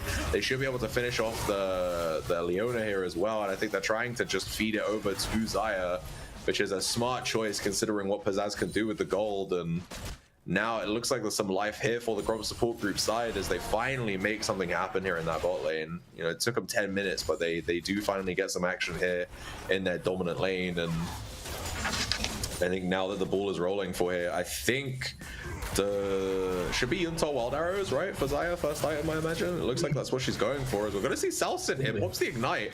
I think we're like 1 tick away from that killing, and she took a shot. Why did you do that? Not like this. Katarina, no, you were living that. You had that one less tick. I think she was gonna live.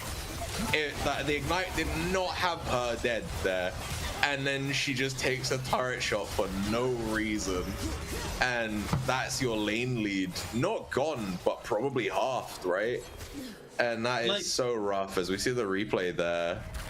So this is what I'm saying, like, this person's done this in the previous game, they're doing it here, and once again it's just like, oh, that's I don't even know how they grabbed tower aggro there, admittedly, and that one is a little bit confusing. I don't know if there was like maybe a link already. I think it was to do with the projection, like the projectile speed. So essentially, like so the one as the turret was resetting after taking a shot on a minion that died, so it's looking for a new target.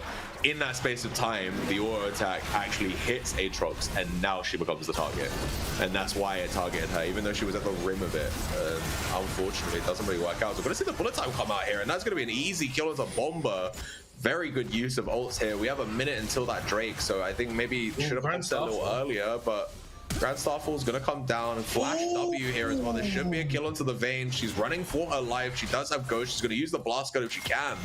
And I think she just about gets herself to safety. Just about. But that is a lot of tools used here by the jungler and Gromp support group for no actual benefit, as they take only a Ghost away for his own flash. Well, look, here's the thing, again, right? with the Drake up in 30, gotta be wary of it. By doing this gank, you are reducing the impact that this Vayne has, and you're giving Aatrox more chance to breathe in this matchup.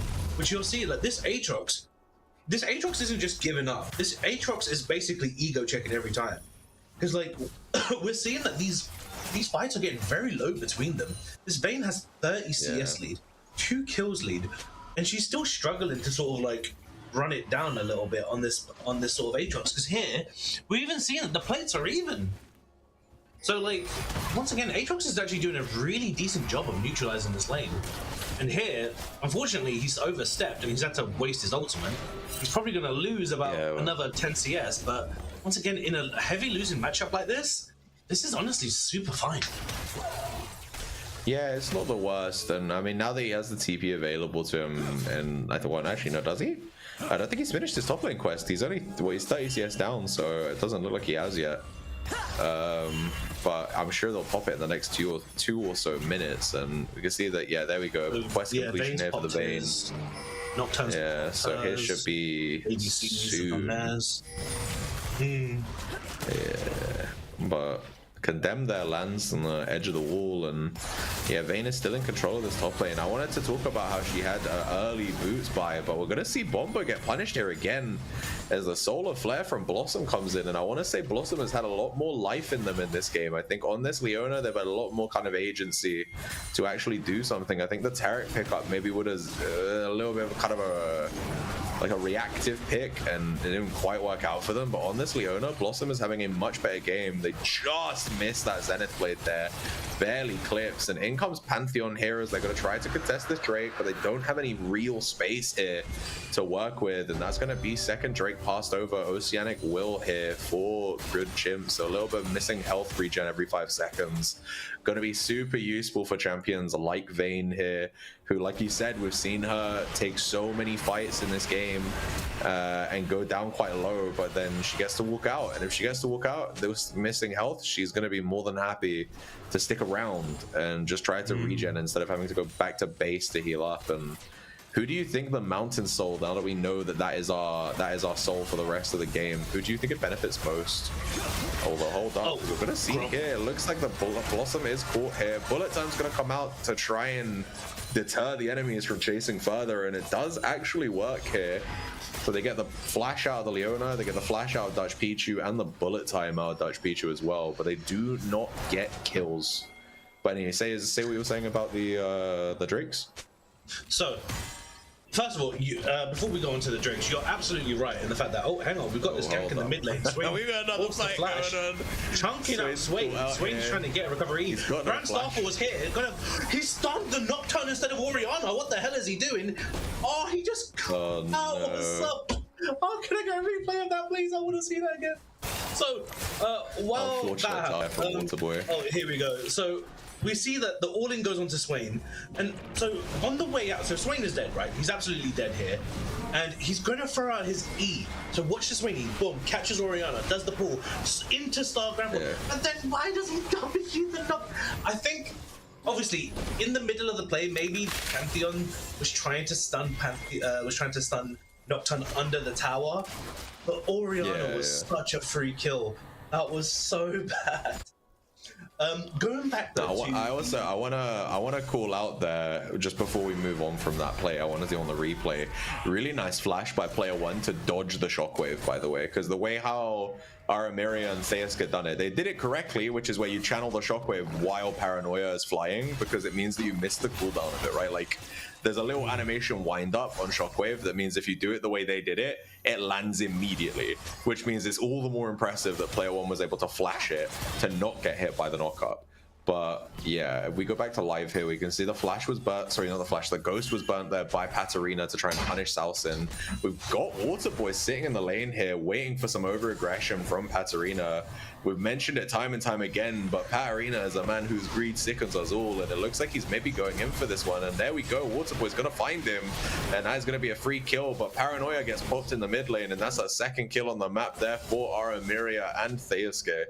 They are more than happy to take that with their first item power spikes here. We can see we've got that hex plate finished for the Nocturne, so he gets about 30% extra attack speed and movement speed when he goes in, and that's going to be a straight up solar flare bullet time combo onto the Xayah. Takes her down to half HP, and now it looks like we might have a little bit more action. Dutch Pichu is getting some trading out here. Waterboy is on the side though. Theiska's nowhere to be seen here, so we're going to have to see whether or not Pantheon can make a difference in this 2v2, make it a 3v2, and see if he can gain any advantages. But it looks like they know he's coming, they know he's nearby, and they're not gonna press any more than they have to. But again, I need to say, considering how poorly game 1 went for the Chi bot lane, I think that Dutch Pichu and Blossom have played this one way better, you know? I think that they have hemorrhaged so much, so fewer advantages here. You know, only 800 gold between Pizzazz and Dutch Pichu. I think Dutch Pichu's done a wonderful job here. And I think that with, yeah, Swain is cooked here. As soon as the turret gets popped by the Herald, it's not going to save the turret, but it does save Swain's life, so they commit that there. But that's a big cooldown considering we have Drake in a minute, and it looks like hostile takeover, but they're going to be able to just shred out this MF. Dutch Pichu is running for a life, but in comes Grand Starfall, and this should be a 3v1 kill. We've got TP coming down here on the bot side as well. Aramiria is coming to help, but there is not much for her to really save. And she's gonna get get herself to Orianna, hello? and then she takes tons of damage. And it looks like Blossom might die for the sins of his mid laner. Shockwave comes in, but it's landing on the wrong target here. And now Zaya's happy to just dive this as she takes 1 shot, 2 shots. She might die from a 3rd shot there. Lucky for her, she gets out just in time. And Drake is up in 15, and that should be free for Gromp support group here as they took everything with that play. But here comes Patarina on the roam. You know, she popped her tier 1 turret, and now she's here to impact the rest of the map. She's only got 200 gold lead between her and the Aatrox. But Paranoia is going to come in, and this is going to be a kill on the jungler, meaning that Drake that I said was free for Gromp support group is not anymore. They don't get it at all. Southton is here on the backside. If we see him on the minimap, he's in mid right now, and they're sending player 1 topside instead. I guess he is significantly further behind of the Orianna right now, so they want to try and soak as much gold onto this Swain as they can. But honestly, this is sole point for good Chimps, which is fucking huge for them. So much to talk about, such little time. So, once again, shout out to Dutch Pikachu and Blossom for doing a great job of stabilizing bot lane. Now here, unfortunately, as we're praising them, we're going to see a replay of them unfortunately getting destroyed, as once again, Bombo doing his absolute best to live up to the name, runs down Misfortune. And then here, Orianna's just sort of caught with her pants down a little bit. Like, there was no need to step up. This wave was coming to you. Like, this wave was coming to you, and like, Leona doesn't need to die here. And just, this is so, once again, the League of Throws, ladies and gentlemen, it happens. And now here, we have the Vayne top, who, once again, 1 lane time to win game, right? And so, comes down, and because of this, they are now able to get the dragon, right? Which is huge. The Chimps have really sort of turned the second game around. Genuinely looks like a brand new team. And once again, I love this. We've got Nocturne here. We've got this player on Nocturne. Oh, meanwhile, though, we do have a dive on top. Nocturne is not in range of Paranoia. Orianna just gets picked off for free. But very clean dive there from Selson. We are seeing here that Nocturne's got the kills, and this Nocturne pick will be able to carry a lot more harder than the Sejuani would be able to. So once again, yeah, 100%. Nocturne here. Nocturne, obviously ADCs get the quest items, so they get a bit more faster to their second item. Nocturne is the only person that's a non-ADC that's on their second item at the moment. Now Zaya unfortunately is quite huge. Once again, with Pazang, it's only a matter of time. He is eternal, as he is just raking in these leads. Super strong right now. Stats on the far left here, Jesus, 10k gold. Yeah, wow. 10.8k, literally 2,000 gold up on the next person. But what I will say though is at least the targets on the side of good Chimps are good at shutting down the Zaya, right? Like Zaya's ultimate doesn't break the tether between Nocturne and Zaya. So, and she also, it wastes a second of the time on the tether as well because she's in the air. She can't run away. She can't break the tether while she's up there. So it means as soon as she comes down, she's feared, which is really big for Nocturne, you know? Yes, cool, she gets to ult out and she gets to kind of maneuver a little bit, but her movement speed isn't going to be so high that as long as Nocturne can path alongside her, as long as he can follow her while she does her ultimate, she shouldn't get out unless she immediately flashes. And that's a 5-minute cooldown to rely on, you know? Right now, for example, it's down, so there's still all the opportunities in the world for Theaska to catch Pizzazz out, to be able to get her bursted down. He's also gone for a little bit of lethality in his build here with the Eclipse as well, so it's not like he doesn't have burst potential against her. He is pretty strong. He even got a buff this patch where they made it so that his the Umbra Blades, they are 1 second lower cooldown, which doesn't sound like a lot, right? It sounds negligible, but the reality is every single time he auto attacks, he reduces the cooldown of it. So it being down by 1 second on base is actually a lot, because it means instead of having to auto attack 4 times to get another one, you only have to auto attack 3 times. And so, you know, it's actually made his clear a lot faster. It's made his damage a lot more consistent. It's why I think I kind of prefer lethal tempo these days. But to be honest with you, it looks like we might be seeing Aramiria caught out in the top side. She didn't respect the ability of Aatrox to come in with the World Ender, but Blossom is now on side. Solar Flare is going to come in to lock him down, and that should be a free kill here for Aramiria. Really well played by Blossom there to come in and save their teammate. And we're going to see the Paranoia come in again onto the Swain, and as well, we see the Vayne ult come out, and in comes Xayah though, and now we're getting the attack of all of the AD carries. Bullet time comes out, but Hostile Takeover is going to make her stop it. Katarina will eventually go down to the Swain, and now we're going to have a chase down from Gromp support group looking to try and build a gold lead for themselves for the first time in this game, as they have finally equalized it. And yeah, this is where just the fundamental mechanics on Pizzazz are just going to come in, right? He is one of those, he's a low master AD carry. He's very, very good at what he does, you know, and we're going to keep our eyes on him as he's got that 2.6k gold lead right now on himself. He's up an entire item against the MF. MF is going for the pure lethality build. She knows she's on low econ because she can't keep up with the Xayah, so she's going with stuff that's cheap and cheerful, right? Youmuu's Ghostblade was at 2600, I think. Collector, I think that's like 2900. Like, you know, these are cheap items by AD carry standards, and the lethality is great for burning these squishies. It's great for burning Renata and burning Xayah, right? So if she can find an angle with bullet time where she gets to hit them for more than a second, it's kind of, she's done her job, you know? Her job in this game is not to be the consistent DPS threat. That's what Katarina is here for. Her job is to land good bullet times and shred people where she can. And the build she's got facilitates that. As we see Drake being taken here uncontested, good Chimps do choose. They've lost the last couple fights they've taken. They don't want to keep pushing it. So they say, look, we can wait 5 minutes. We'll fight for Soul at 29 minutes. Right now, we need to get items on our primary carries here. We need to finish off that LDR or Zerelda's Grudge that's growing onto MF. We need to get that third item onto Vayne so that she can really begin to glide. And then probably some beefiness here for the Nocturne as well. You know, we're seeing he's got the Phage in inventory right now, probably going towards a Stride Breaker, I imagine, so that when he finally does land on top of Xayah, he has the ability to slow her with the TMF passive. If it's not that, then it's going to be a Black Cleaver, which is also not bad. That will help him shred through Pantheon, shred through Aatrox as well, who I imagine will both go for a Death Stance at some point.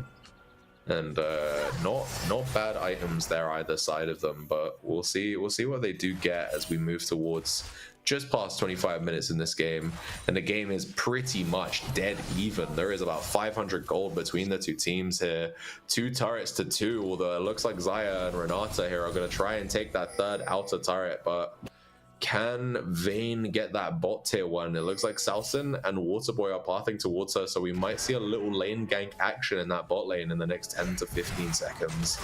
As Aatrox misses a couple of his abilities. He's baiting in. He's greedy. Yeah, Vayne is being baited in real hard right now. Paranoia comes in though, and that's going to be immediate death here for Bomba. They don't even decide to go for Xayah. They're just like, look, man, we'll kill your support, and then when you're all alone, that's when we fight you. But on the other side, we get that cross map. Player 1 is in to make sure they have someone else to keep us as safe. And it's going to be a 1-for-1 all-in, but I think Gromp support group, when that wave crashes in the bot side, they're going to get more for it, right? We got 1 kill top side, but there's nothing to gain, nothing to push. Meanwhile, bot lane, they kill Katarina, and it is a free lane for them to shove right now. We see Theaska's going to try and catch the wave, but there's only so much he can do. And again, if Waterboy does come in, he cannot 2v1 these guys. Aatrox is level 16. For as hard as the lane has been for him, he has been catching XP, and he is not behind when it comes to his levels right now. So he's more than happy right now to kind of stay in this lane, fight Theaska on this Nocturne. Although with Aramiria here, it might be a little bit less convincing. We have 7 seconds until Paranoia is back up. They might look for an angle when it is up, but they don't go just yet. And we're going to see the bot lanes hit trade. That's the Solar Flare going wide. And you mentioned how Pizzazz will be able to kite people in this game. And yeah, if you're missing abilities like that, unfortunately, he does just get to walk away from you and shred the shit out of you while doing so. So 6th kill on the board here for that Xayah. You know, she's looks like she's going for her IE as her 4th item here, and very poised to take this one over. So here on the dive here, once again, they chose to blow up Renata. This is fine. They move away. Leona though, it's just like you kind of jumped onto the wrong person here, right? Like, if you jumped onto Xayah, Xayah would have had to kite away. And Vayne here, once again, just overextended. Like, you know, you can just rely on this person's greed. I've mentioned this in Champion Select, where it's just like, this person is just greedy. They will just overextend. They will do. And you know what? Deserved. You're playing a range shot. Like, Nothing new there. Hey, I don't know what. Your greed sickens me. And then yeah, unfortunately there for Leona, she just kind of, you know, gap closer diff right there. You miss the gap closer and you're just a little bit too close. It's kind of hard for you to really do anything there. You know, she knows if she walks away, she's dead. And if she walks in, she's also low-key dead. So, like, you know, to make a choice at that point, it doesn't really matter. I say this is not one of those RPG games where all of your choices matter in that sense, you know. Once you're dead in League, you're dead. Not much you can really do about it in a situation like that where, you know, the initial choice was the condemning one. Although speaking of condemn, we haven't seen much out of this Vayne in the last like 5 to 10 minutes. I feel like all we've seen is her side lane and not really have too much impact outside of the laning phase. She's even lost her gold lead as the game has progressed here, and we've seen she has built some anti-heal now. She's finally got that oh my god, Executioner's Calling it's called, right? Yeah. Yeah. The thing is though, it's just like, yeah, she's struggled. This Vayne, like the problem is with going Vayne top, right? Is when you go Vayne top, you give up the team fight in a way for your laners, right? Because as Vayne top, you just bring a hyper carry full of damage, right? Which, okay, don't get me wrong, that's nice to have. But it's just like, the only frontline you have is Leona. Who's level 12. You can get shredded easily. Like, even here, like, just in the poke battle, we're seeing it go. We got the big wombo coming in. Massive bullet time! Courtesy of MF, it's gonna make at least one person go down. Luckily there, Renata's gonna get the bailout to keep Swain alive, but he doesn't even live that much longer. He eventually does go down. Grand Skyfall from, like, melee range here, but the primary people here for Gromp support group are still alive. We see that Pizzazz is still kicking. Parry, whoa! That was way too aggressive by the Vayne. That seems right. That seems right. Yeah, that was I don't know, the angle maybe wasn't there as he throws himself right into the wall there where Salson and Pizzazz, the two people still standing, you know, they're more than happy to just fight the Vayne there. They take her life immediately. And now, even though I'd argue the play was pretty okay for for good Chimps, with it only being one member left alive and it being the MF as well, who is quite down on gold right now. She's in danger against this Xayah. Xayah's gonna go and take some camps while Salson takes the bot tier 2. And now that gold lead is going to continue to grow here, although we're going to see a Paranoia popped immediately. We can see Blossom is coming on the side as well, but I think that Nocturne might just have this on his own, and that should be a free kill here for Theaska. He's going to be happy to take that 1.2k gold lead for himself right now, and he did finish the Black Cleaver here, so he knows his job in this game right now. I'm not going to lie, I'm getting like confidence issues from good Chimps here, because it seems like the build path here is saying we can't kill the Xayah unless we kill everyone around her. So ergo, we're building stuff like Cleaver, we're building stuff like anti-heal here for the Vayne, because we need to make sure the Aatrox dies and the Swain dies, and then we can finally go for the Xayah, right?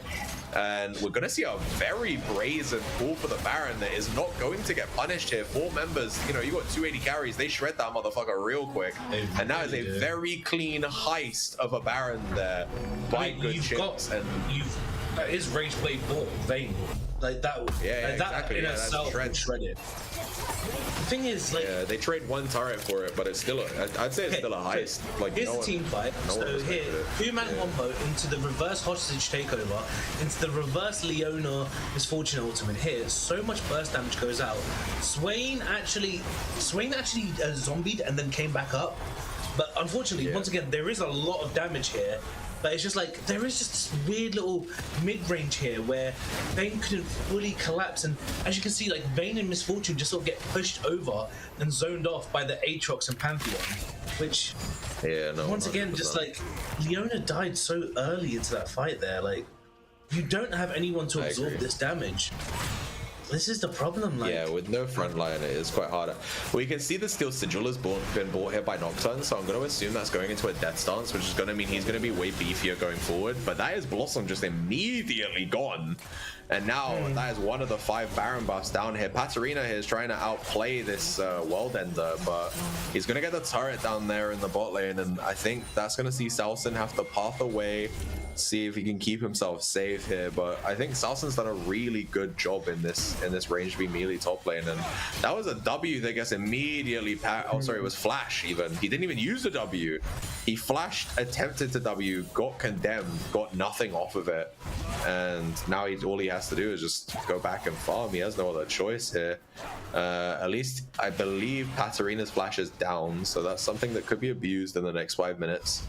But overall right now we are actually at a net negative for this Baron buff power play right now, so let's see what good Chimps can do in the next minute, see if they can find something to actually try and shrink this gold lead down a little bit. You know, we've still got all of the inner turrets are up, they have shove in literally no lanes right now, so you know, this next minute, if they can do anything with this Baron, they're going to have to try and find something, or else it's essentially just taking it to prevent the enemy team from taking it, which means that you didn't really do anything with it. And, you know, I think it gives like 1,000 gold or something just for taking it.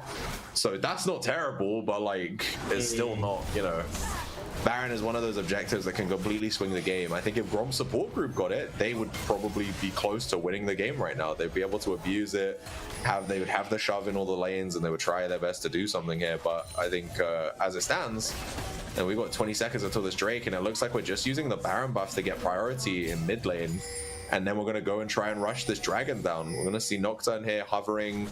Katarina's here too. You know, Katarina needs to be there because she is their damage shred on these neutrals. And this is going to turn into a really murky fight. Yeah, with Aatrox having T. So does Swain. They could send either of their solo lanes off and try to get prio in other lanes and then force the enemy team to do something. But right now we're just having a very weird 5v5. Paranoia is going to come out. They're going to land, but that is death for the Nocturne, and there's nothing he can do there. And now we're going to see Blossom go down as well. MF is going to finish Swain, but in comes the World Ender alongside that. Grand Scarfall is just going to be kills here across the board. Katarina's on basically no health. Aramiria is going to get run down as well, and I think he should go down here. He's just about alive as he paths towards his low health friend. And now we're going to see 3 members here with Pizzazz in tow. He's got the GA as well, so this is just really bad for good Chimps. And while they had the gold lead for the first 15 minutes, it's now commandingly for the support group.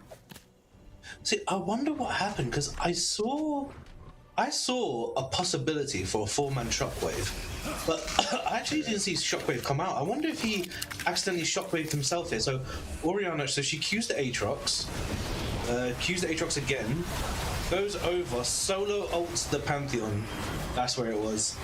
Oh, that's really, yeah, Misfortune solo ults 1.5 persons. Yeah, all of these AoE ultimates just get used on singular people. This was so bad because they came from that red ramp. They like all of them walked down the red ramp, ramp there, and there was just like all of those AoE abilities just got so much missed potential. That's so horrific there. Yeah. That was a major blunder. And as we come back to live, it looks like Good Chimp's base is in tatters. We see 2 inhibitors down here. They do still have their Nexus turrets, and they still have their top tier 2 and tier 3, but that is a really big swing there. And as we see the gold graph, sorry, not the gold graph, the damage graph here, Pizzazz is still out damaging. He's on 33.1k as we've reached this point in the game where I think he's nearly full build, right? You know, if we can have a quick look at the gold as well, just to see where he is individually, I think he is at full build. He's never going to spend any more gold than he's currently got in his build right now, i.e. Bloodthirster, Lord Dominic's Regards, GA, Yuntar Wild Arrows, and Navori Flickerblades. He is literally Thanos right now, and if they can find someone in this death bush, they can maybe change this, you know, maybe take this game here real quick. Meanwhile, if we look at the MF right now, MF is on about 4.5 items. She just finished Mercurial Scimitar, so she's even having to build this defensively here as opposed to building raw damage. And it's rough for her. Renata, probably the hostile takeover. because it's Fry was three-man shockwave into the solar flare.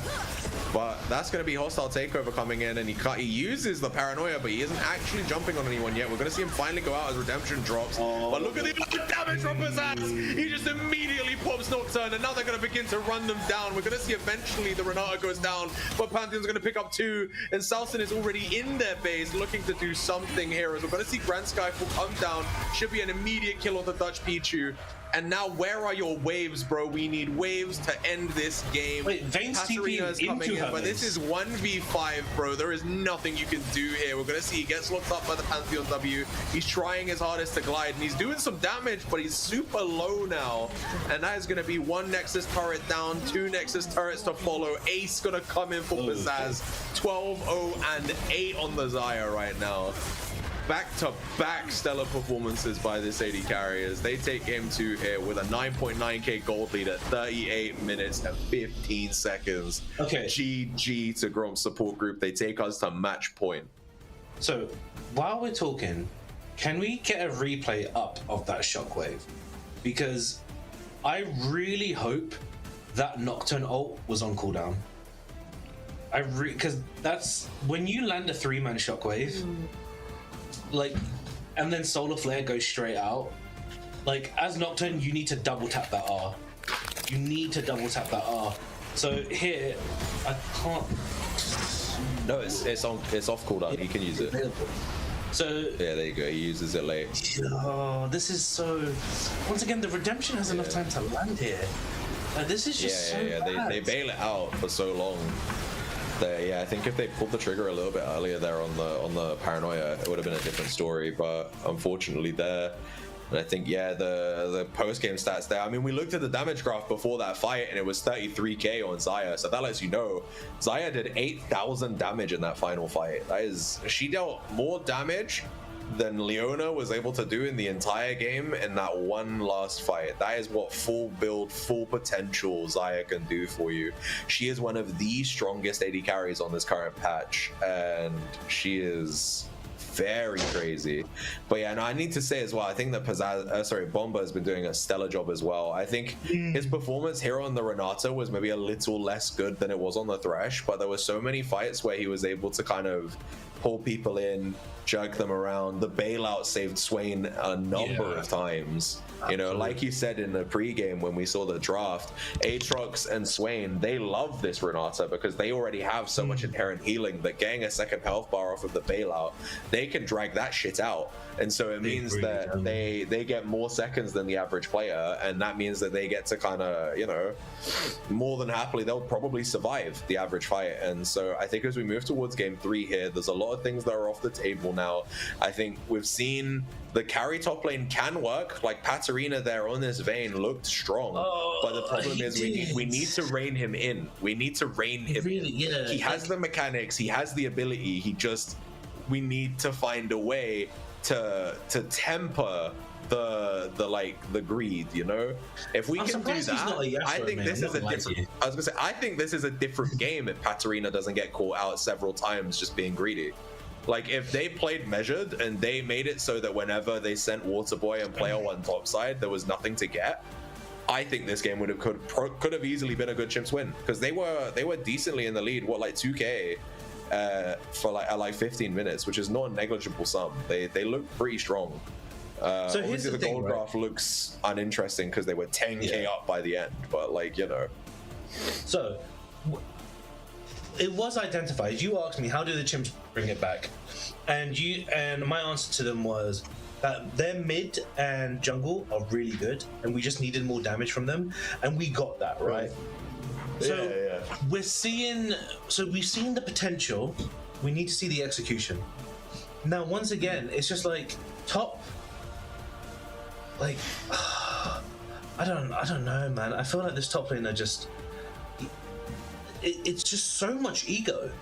It's so much ego. Ego's the only thing that's killing this top laner.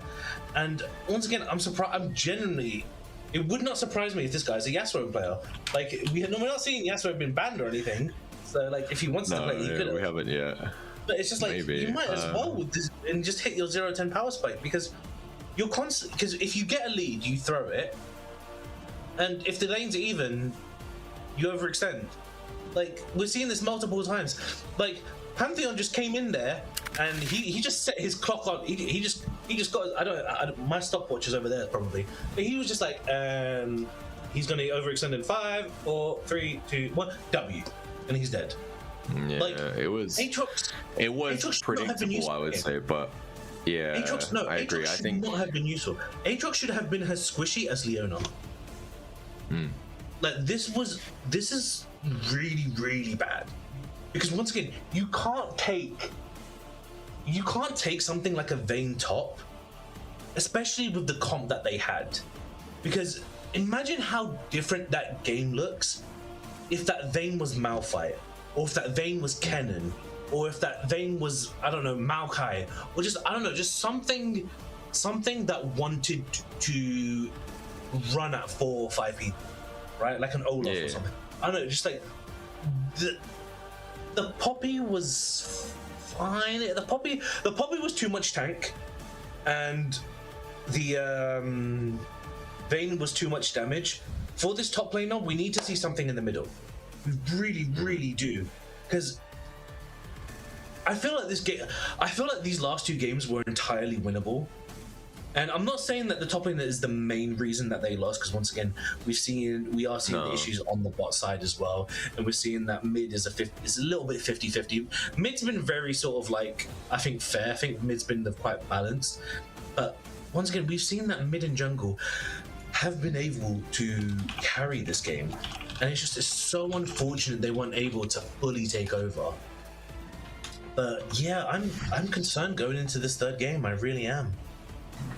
Yeah, but anyway, we're gonna move on for the break real quick. We're gonna make a little 5-minute, time. We need to let good chimps get into the. They need to get into the war room and come up with some strats to make sure we got a series on our hands. Because right now we are 1 game away from new Hardstuck Heroes bracket champions in Gromp support group. We will see you all in 5 minutes.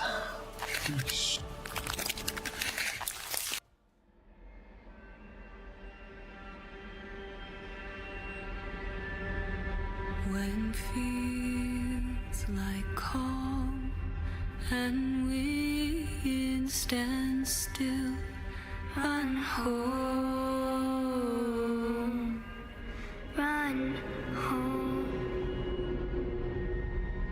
As the crows make night of the fading sun, hide now, hide now.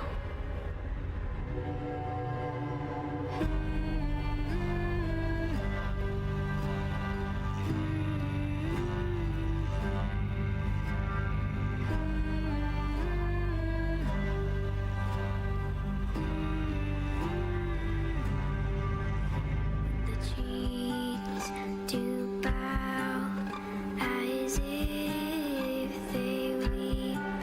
Stay down, stay down. Though its light beckons forth, a melody calls out. Too late, too late.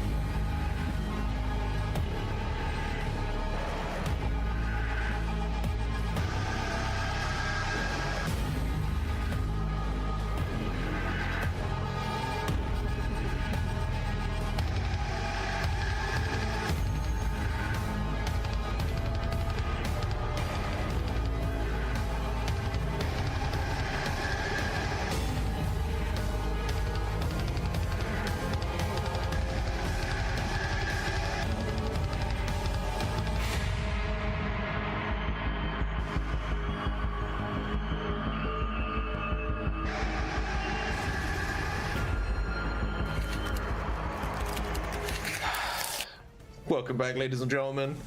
We are at match point. It is dire straits right now for the side of the Chimps. It is do or die right now, you know. It is put up or shut up for the good Chimps, and we're gonna have to see something special come out of them in the next game, or else it's gonna be kaput. Once again, obviously, I don't know these players' champions for, but I would really love to see from the Chimps like a Diana Yasuo. I really feel like this mid lane jungle combo could really carry this game and really bring it back. And once again, credit to bot lane of Chimps, because Chimps, they've done a good job of being in that second game. They did do a good job of reducing bleeding and letting it get to mid game, because in mid game it's just about anything after mid game, like you had control over, right? And it's all fair. Like, you can't make any excuses that like, oh, this person got such a huge lead, I couldn't do anything. No, yes you could. No, the game was even. The game was absolutely winnable. I was gonna say, I think that Dutch Pichu and Blossom did an amazing job in their laning phase. The second game, absolutely. All of the advantages in game 2 that Pizzazz got were from team fights. He got fed because of bad team fight execution. If you want to blame them for bad team fight execution, I think it's a team thing. It's not just the bot lane, right? I think Dutch Pichu and Blossom, if we compare games 1 to game 2, I think they did a much better job. And we see here Gromp support group on that match point, they take another hyper carry. They take the Jinx, a super safe pick, super strong. Look at that Jinx quick. Wow, okay. Yeah, exactly. They had no qualms with it here. As soon as the Aphelios is gone, you know, Aphelios is Pizzazz's like known kind of main. And I like this adaptation here. This is gonna be Dutch Pichu on the center, which is I believe they play like a kind of pseudo enchantery type build, but obviously they get the farm, right? So it's something we've seen them pull out again. Skarner is an interesting I don't want to see him on a tank jungler. I don't. Come on, bro. You're so much better than that. Please be on the top or something. We'll have to see, but I mean, right now I'm going to assume it's going jungle. But if they have that off, if they have Theaska off of a kind of more carry orientated or bruiser orientated jungler, you know, Skarner is a champion right now that I feel like we only see in pro. Like in solo queue, I think his win rate is pretty abysmal. I feel like let me double check just to say that what I'm saying is accurate. I feel like the jungler of Chimp is getting gaslit. Like he should have taken. He has a 47.92% win rate in solo queue right now. Jesus. So it's. Is that a visual bug? What was Okay, so they have Jinx, Rel, Gnar. And we're gonna take Blossom. Support pick here will be the Janna. So they don't lock up a jungler here. Do you think that means they believe this Skarner is top? Because they've taken Gnar here, which I think, well, I mean, to be fair, I think Gnar is a very safe blind pick into most top lanes anyway. So like, it probably doesn't matter, but... I feel like Skarner is not the Chimp's top laners. No, that doesn't suit. It's not enough ego there. Like, there's no way that Skarner's going top. I want it to go top. This guy was like, I said he's got a couple times for some plates, man. He's a greedy guy. He is, man. Was that an intentional no ban? Or hold up, we haven't. We're making the draft lobby, boys. That's gonna take a while, no? If they're gonna have to go through the first 2 games. But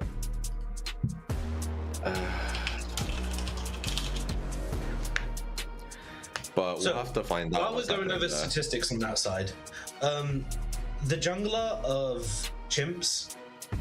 So sorry, just to clarify, what is the rules on the remake? Do they need to go all the way back to where they currently are, or are they redoing that champion select? It will depend on the context of why we're remaking it. So from what I've been told, because of the fact that Gromp support group missed their pick, apparently there was a bug or something, and so they only had like 10 seconds to actually do their ban, which is why they missed their ban. So in that case, we will just run it that it's gonna be, they'll redo everything as was, but obviously without. So that Skarner is locked in. Yeah, the Skarner is going to stay locked in. The Skarner was intentional. It's just we're going to go all the way back up to ban 4. So they're going to need. I'm going to need to make that draft link for them real quick. Give me a second. I'm also going to need to see all the champions 4 already out. So It was you run this. You run the thing while I'm yapping. I have the utmost faith. Yeah. So once again, we've got Jinx, Rel, Nah into Senna, ADC, Janna, and Skarner, which once again, like from what we're talking about, right? Like we know that the jungler from Chimps is a good jungler, and once again, we saw the Sejuani, and like if he's a tank player in general, then okay, I guess fair enough. But from what I'm seeing, bro, you've got so much potential. Like, just take something that can carry. Take the Jhin, take the Jarvan, take the Diana, take a Conqueror jungler. Please take a Conqueror jungler. Like that Nocturne, like I'm not gonna lie to you, I may disagree with the build, may disagree with your runes, but I fully agree with the champion. And if that's what made you feel comfortable in that champion, then go nuts. And once this Janna, Skarner, Senna, you know, we're looking into almost hyper carry sort of situation there. And once again, we know that no disrespect to Dutch Pikachu, by all means, Dutch, like you're doing a fantastic job in that bot lane. Blossom, you're doing a great job in that bot lane. Given the sort of reminder and the context that you guys are going into a 900 LP master tier player. But at the same time, it's just like no, not 900 LP. Jesus, no, he's like 100 LP. 100 LP. Sorry, I mean regardless, still a master. If he was 900 LP master, he would not be in this bracket, bro. That would be crazy. My apologies. No, but once again, all good. Dutch and Blossom, you guys are doing fantastic, sort of neutralizing this bot lane combination. But the thing is though, and I mean this with all the respect in the world, you guys aren't going to be the reason why your team wins. You're just going to be the reason that they don't lose, sort of thing, right? Where mid and jungle, that is going to be the reason why you win the game, and we need good synergy from those two. Now, Skarner, let's have a look statistically at what's good with mid laner with Skarner, because this Skarner pick, once again, I'm really concerned that the jungler has been gaslit a little bit here, because I don't know what more world you take Skarner. Given like what we've seen in these last two games, like we're seeing what Cassiopeia, Aurora, Twisted Fate, Ari's already taken off the table, Talon, Syndra, Zoe, maybe Victor, Diana mid also, Diana, Victor, Vex, maybe these three mid laners could be a good combination, but I don't know. Now, for top lane of Chimps, you're going into a Gnar, so you know you're going into a Gnar. Now, once again, I don't know your champion matchup. I don't know your champion pool, sorry, but you know you're going into this matchup. Like, obviously, once again, I believe Darius is constantly getting banned out. I'm not sure which side is doing that, but Darius is getting banned out, so we're not going to see the Darius. These champions like Cassante, like Renekton, like Yone, these champions are doing well into Gnar at the moment. Now, whether is he willing to pick those? Once again, these are sort of champions in his realm. If I remember correctly, I feel like I've seen him play Gwen before, which once again, sort of, that's more of a neutralizing the lane rather than sort of like winning the lane.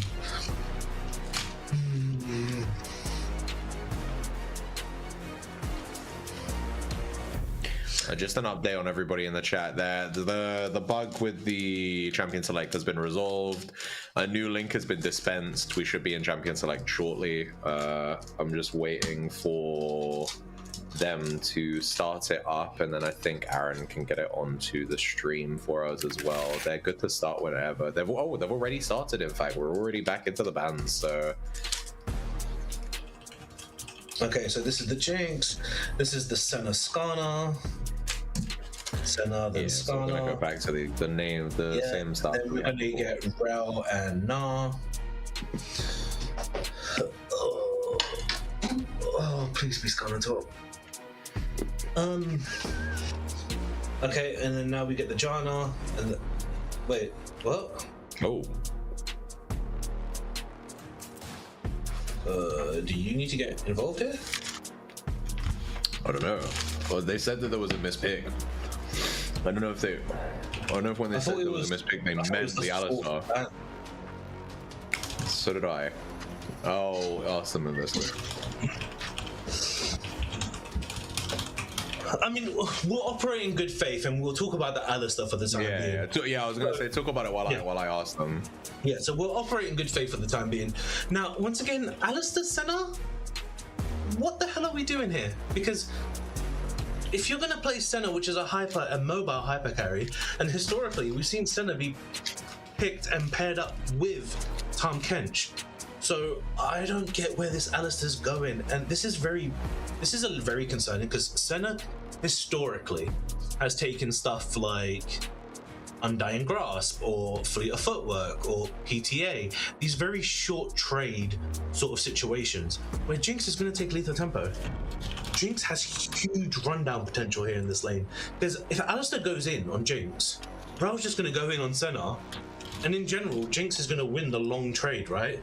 Now, obviously, there is skill expression there. It's not going to be as cut for as simple as that. But once again, it's something that needs to be kept in mind here. You had the pick into this. You know what he was going into. Here, we've got Mordekaiser into Gnar. And looking at the data, Mordekaiser wins this matchup, surprisingly. So I'm assuming this is just play safe till 6 and then always do Brazil. We get the Veigar blind pick now. So a lot of mid laners have been banned out. Anivia, Talia, Silas. Trundle was banned for jungle, I'm assuming. So we've got B5 jungle here. This could be anything. I'm interested honestly. to see the Veigar come out here as well. So this last pick is the mid laner, which... Yeah, they're leaving it for Aramiria here.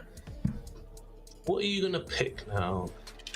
Okay, yeah, so there was a miscommunication. The missed pick was actually Janna. So essentially what occurred is because they timed out for Gromp support group on that B3, which was the Rel, they didn't have a lot of time. So that's why I think they panic picked Janna and then realized that it wasn't what they wanted. So that's why they just reset. So that's why we have Alistar instead. It's all good though. Both teams are happy and consenting for this draft to go through. We're going to see the Lissandra come in as the R5. This draft looks hella low damage. Outside of the Mordekaiser, I really worry for the good Chimps draft here. But I'm looking over at blue side, and I would say that I don't think they have a ton of tools to help Jinx either, right? I think that they're just kind of sitting here and hoping that just based off of laning prowess, that Jinx will be fine. Which, so here's the thing. They haven't been wrong in the last 2 games, but the rest of the draft isn't super cohesive for it either. So I feel like this is the game 1 on repeat. Honestly, like we're seeing similar situations where Senna is a low damage DPS ADC, and Jinx is going to now be able to win every part of the game. She's going to win the early, she's going to win the mid, and then obviously late. Senna does have potential, but once again, it's Pazang. Like, it's Pazang. Yeah, Pazang like, come on. Has been disgusting this series, and honestly disgusting for most of the tournament. He really has. Now, this Mbessa pick is perfectly fine. You know, this Mbessa, Gnar, Rel, Dive. You're 3 tanky champions. You're sort of not tanky, but bruiserish champions diving into a lot of low damage. Like, this is such a Merc Trends 1 MR item you're gonna win game. Yeah, I think Mbessa goes Hex Drinker. I don't know what Gnar goes, maybe Wits End, whatever MR item he wants to go. They're gonna build these items second, and they're just gonna run away with these team fights because that Senna, I'm sorry, that Senna's not gonna perform. That Senna takes so much time to ramp up. This is genuinely the game 1 again where it was Tristana versus Smolder.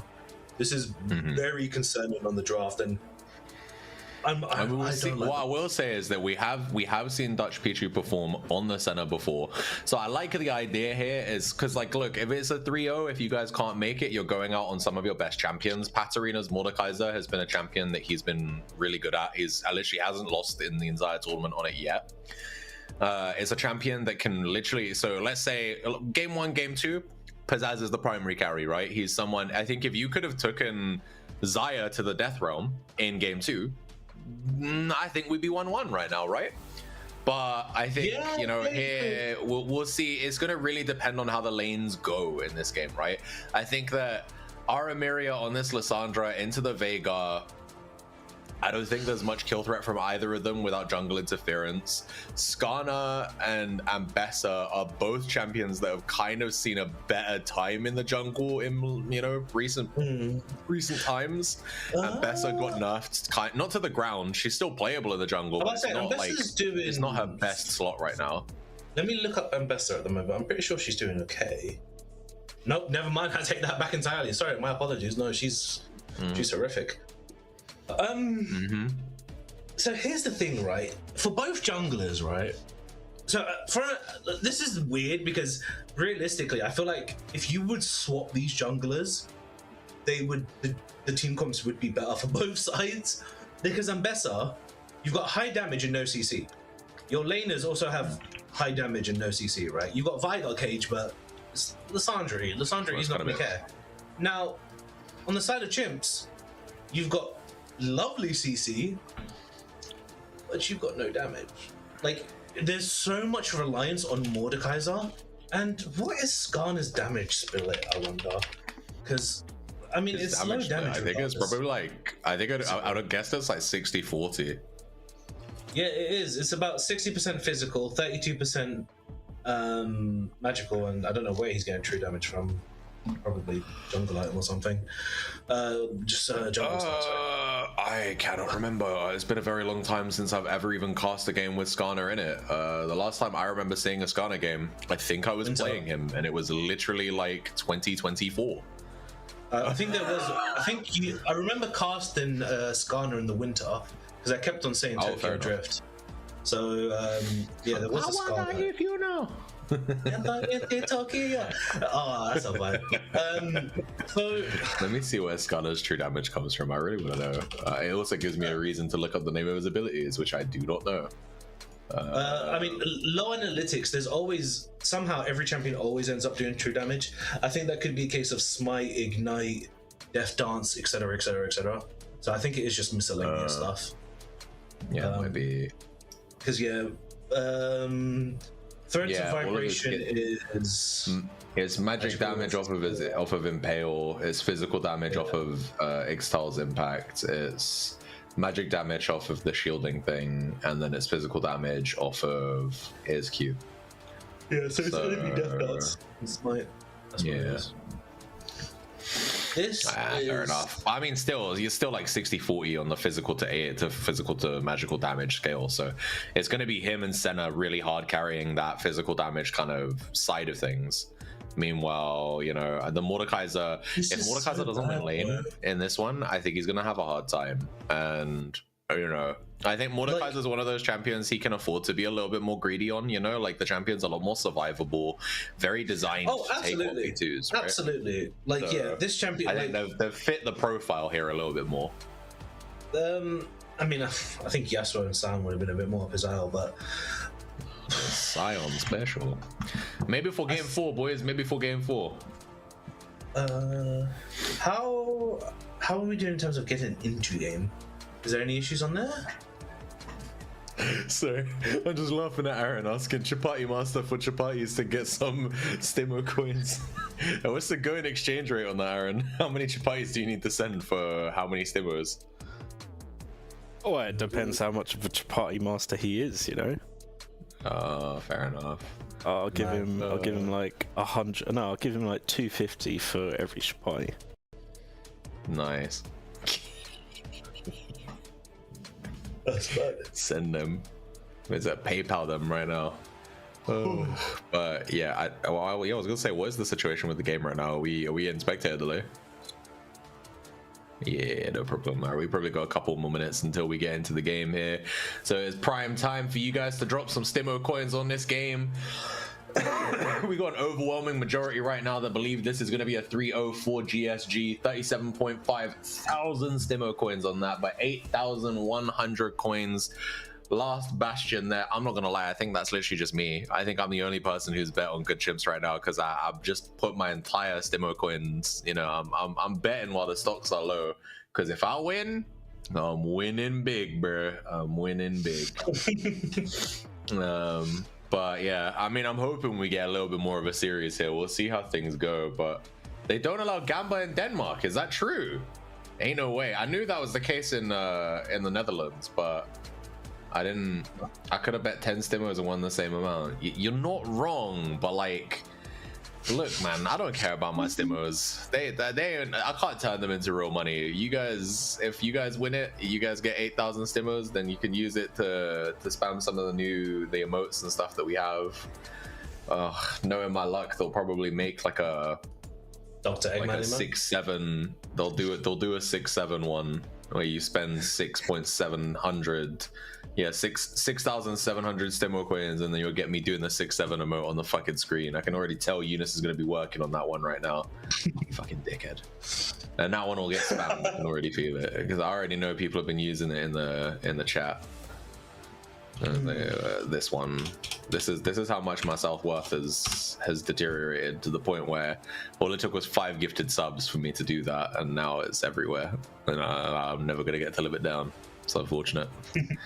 But yeah, here we are anyway. It is what it is. Potentially, it is tournament point here for Gromp support group. They are looking to close this one out quickly. Pizzazz said before the game that he's got work at 4:30 in the morning tomorrow, so he's he wants it done, bro. He wants it done quick. Brother, your team is stomping. Like, get your substitute. You would have been fine.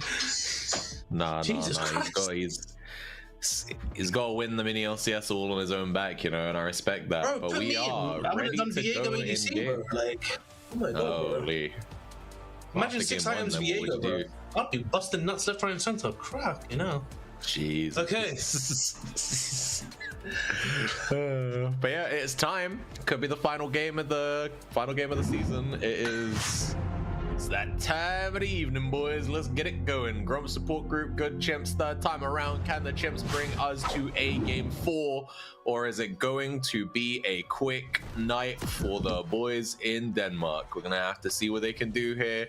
Skarner with no skin coming in for Theaska. Interesting. He was gaslit. I called it. He's gonna be whipping out. It's his first time playing Skarner in the MiniLCS. It's not the first Skarner in this split. It's the first Skarner in Hardstuck. Oh wait, no, that's split. classic Skarner. That's classic. Yeah, we did have one Skarner AD carry in Weenie Hut Junior bracket. It won as well, by the way. No, that is a Skarner skin, isn't it? That's classic. That's the Is it? Purple one. Oh, is it like the, you know how they did like traditional Trundle? Is it that? Yeah. I didn't know it had it, but it's a purple, it's a pinkish. No, neither did I. Okay, well, he wasn't gaslit, so we're going into lane. Once again, sort of Gromp support group trying to get some bit of cheese to get the little lane off, but it was warded out. It is a... I can't tell what skin that is. What the hell is that? But see, that's how you know we don't see Skarner enough and we don't know what skin that is.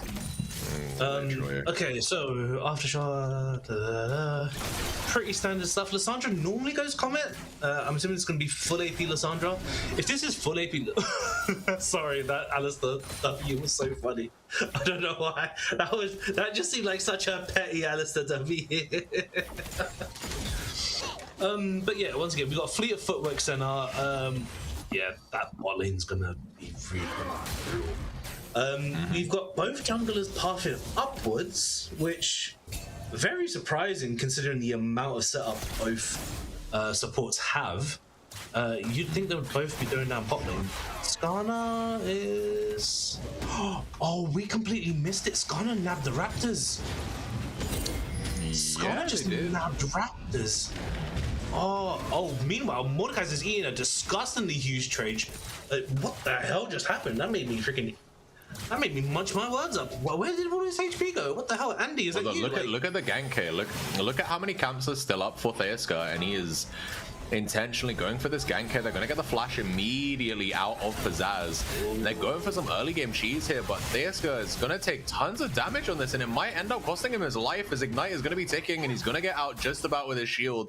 And look where Waterboy is immediately. Yes, you were right. Theaska got the chickens, but now he's losing his top side entirely. Like the Skarner's on 3 camps. Once again. They get the wolf there, so they know. But yeah, the thing is, he's cooked, I think. Yeah, Skarner's been once again. That was no jungler in the world would ever do Raptors Blue Wolves gank. Like he has lost. I mean, so you got that much level 3 power spike, and then yeah, but you need the gank to go well, or else you put yourself so far behind, right? Like, and the thing is, you can't even repeat gank that because you've shoved them under lane. This is really bad.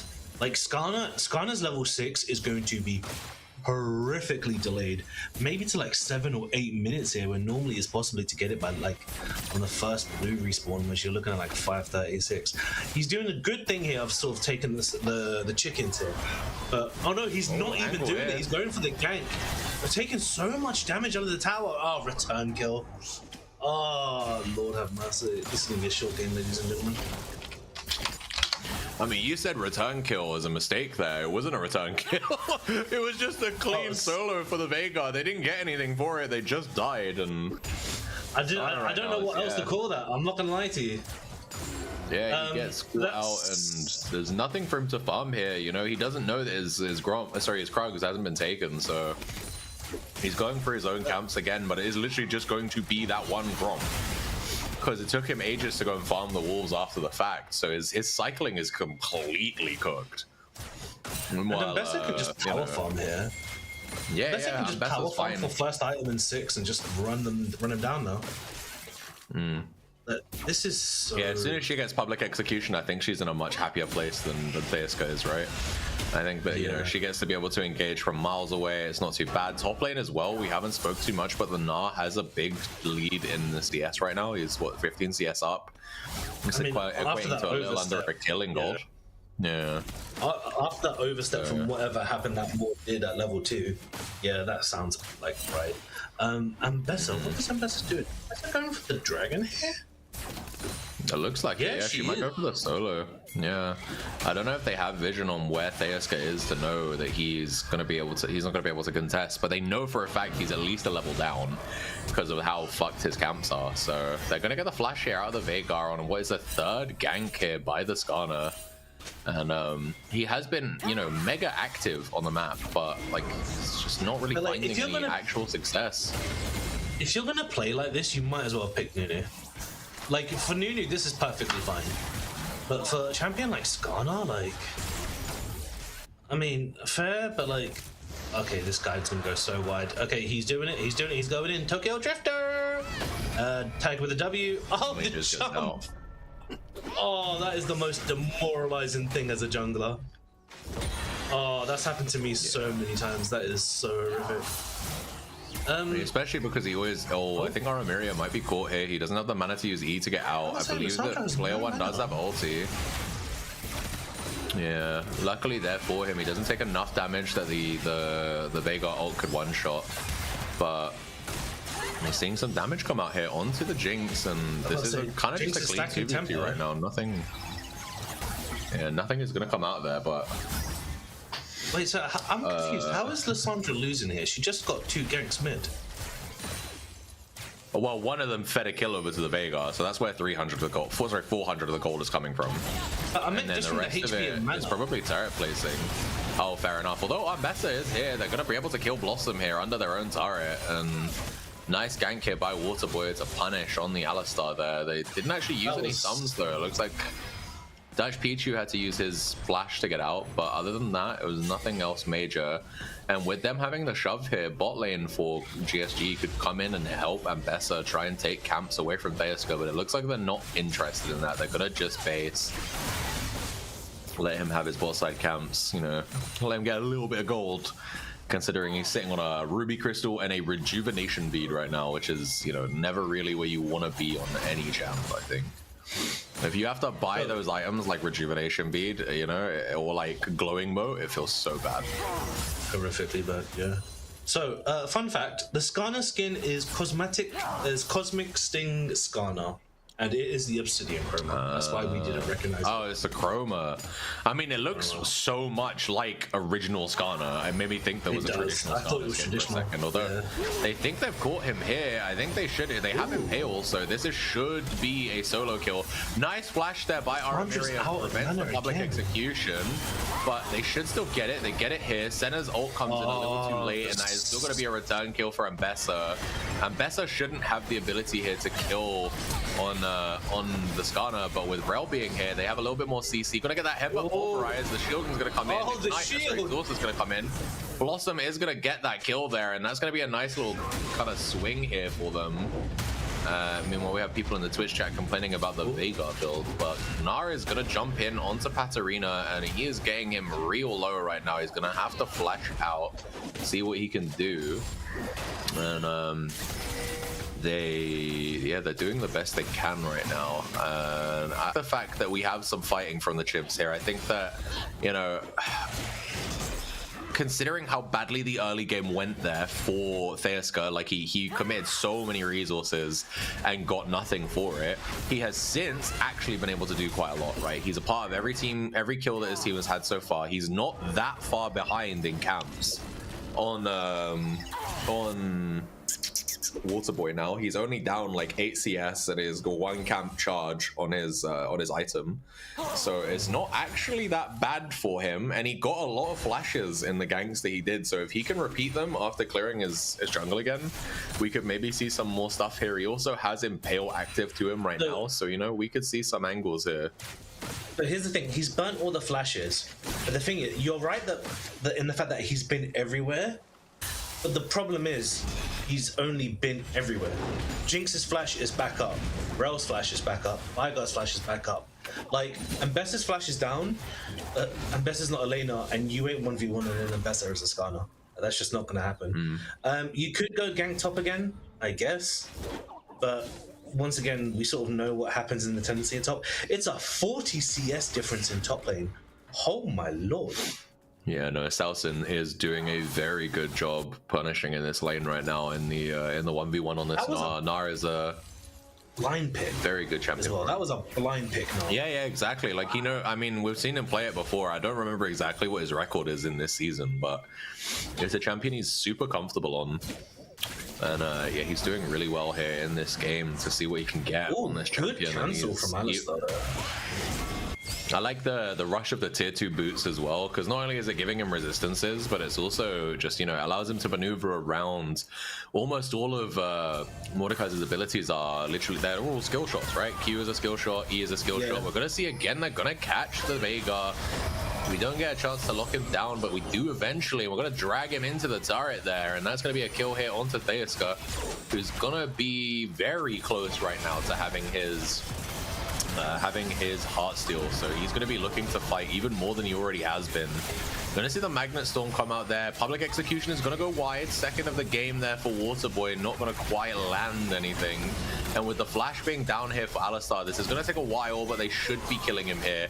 Waterboy is going to take the kill, so they don't get to feed it onto Pizzazz, but they do get that kill, and now they're going to have 3 members ready for this second Drake here. It's going to be the Chemtech Drake for them.